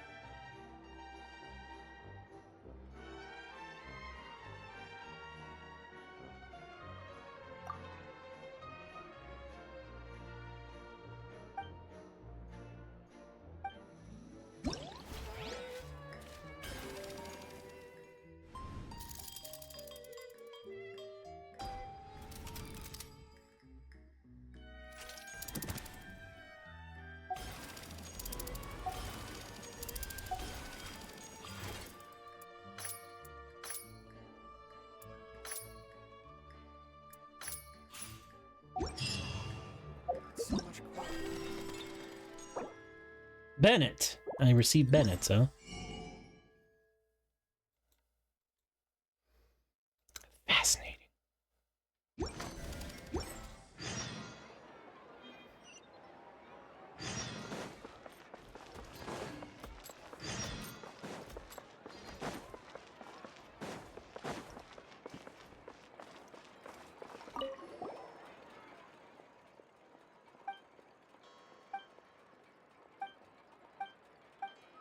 Let's just move past this.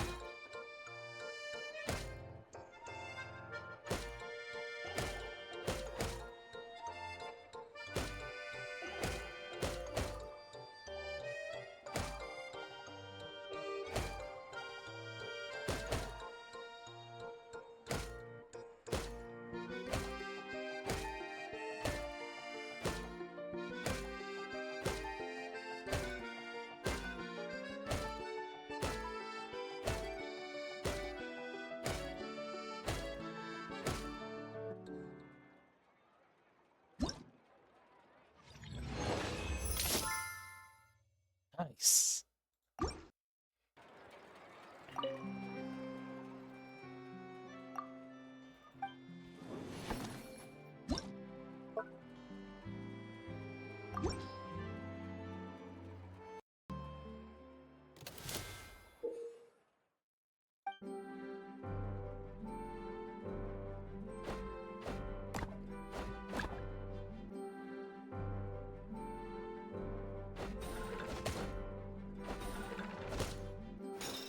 Okay, I get it.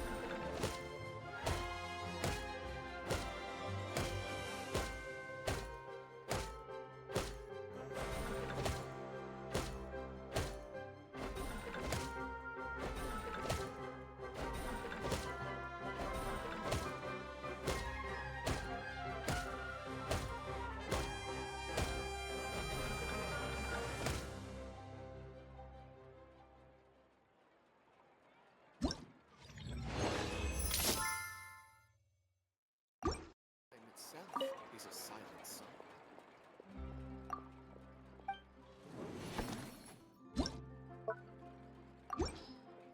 It's actually kind of fun.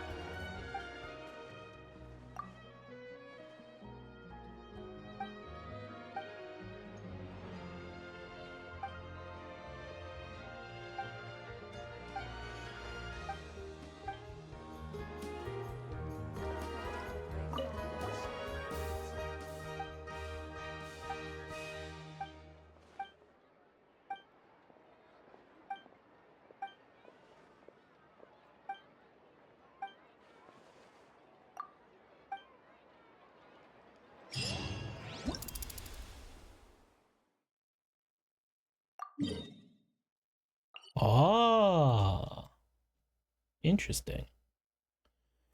Okay.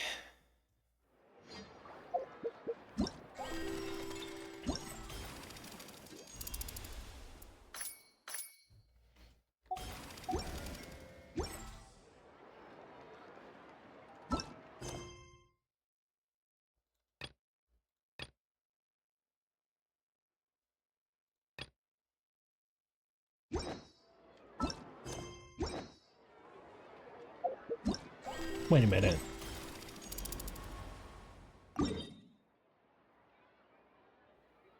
Oh, I have to complete a world quest first? Huh. Well, all right.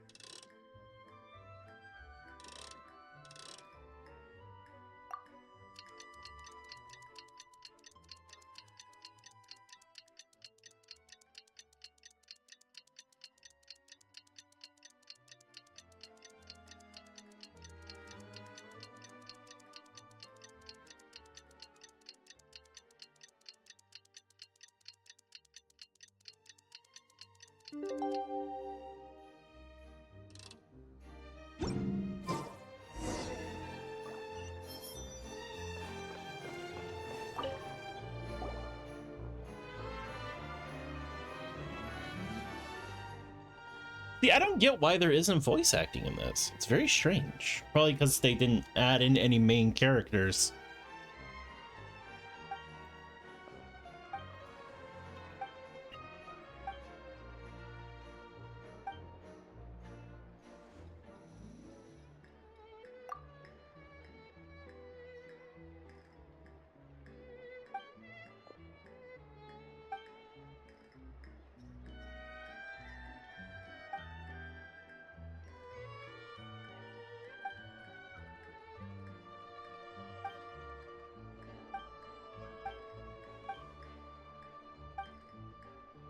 Sorry, I'm just not really in the mood to read.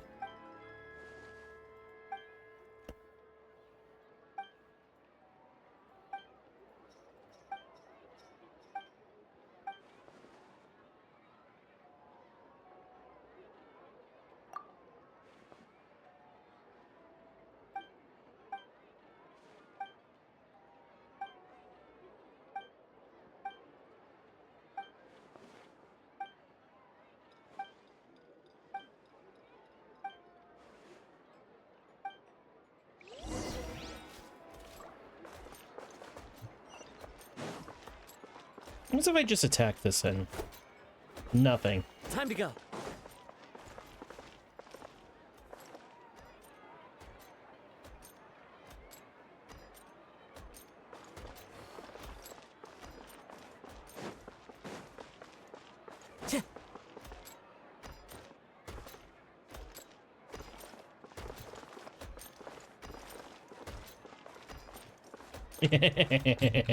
Okay, now fucking run.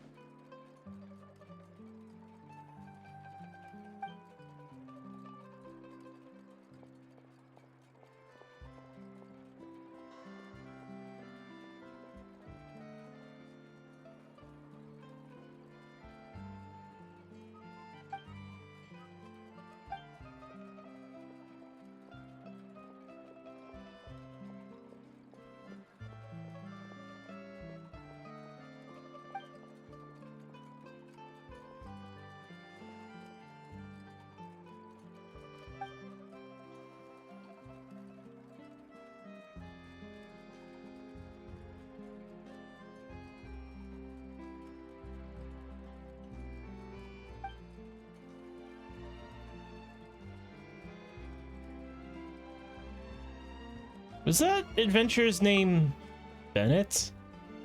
This name.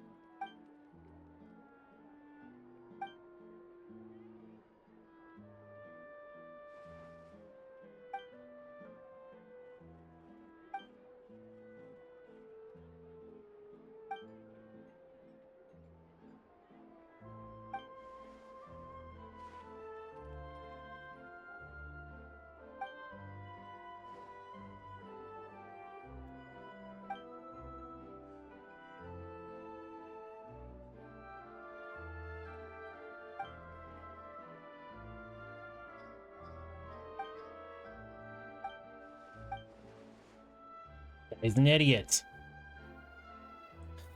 Even a merchant can admit he's wrong.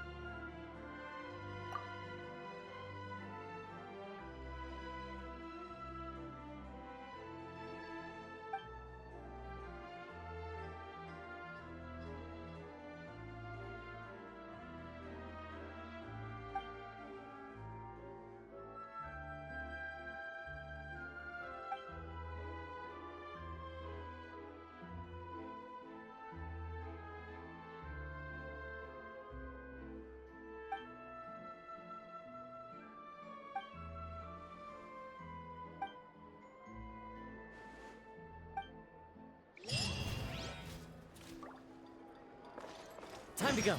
So this is a Northland Bank, huh?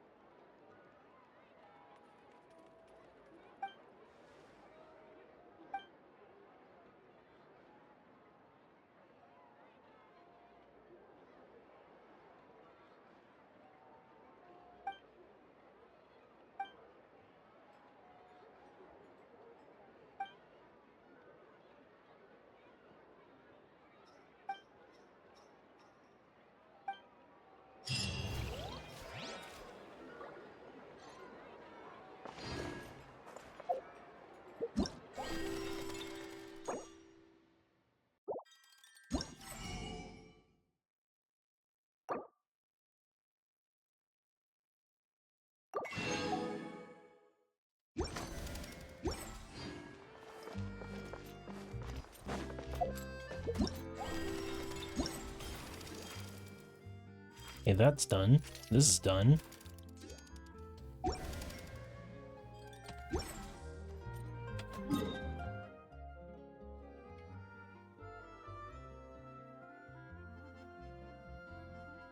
It's almost midnight. I've been going for 4 hours, so I'll probably just call it now.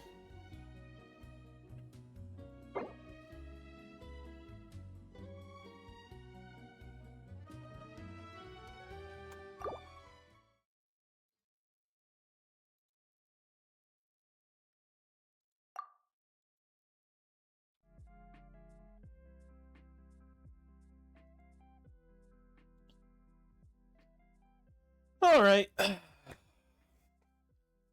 That's that then. Well, that was fun. Thank you to Tobeans for chatting with me, at least for halfway there. I don't know what happened to you, but I hope you're doing well. And I will be back tomorrow with probably something else. Now that the story has been concluded, probably something else. But till then, keeping awesome, guys. See ya.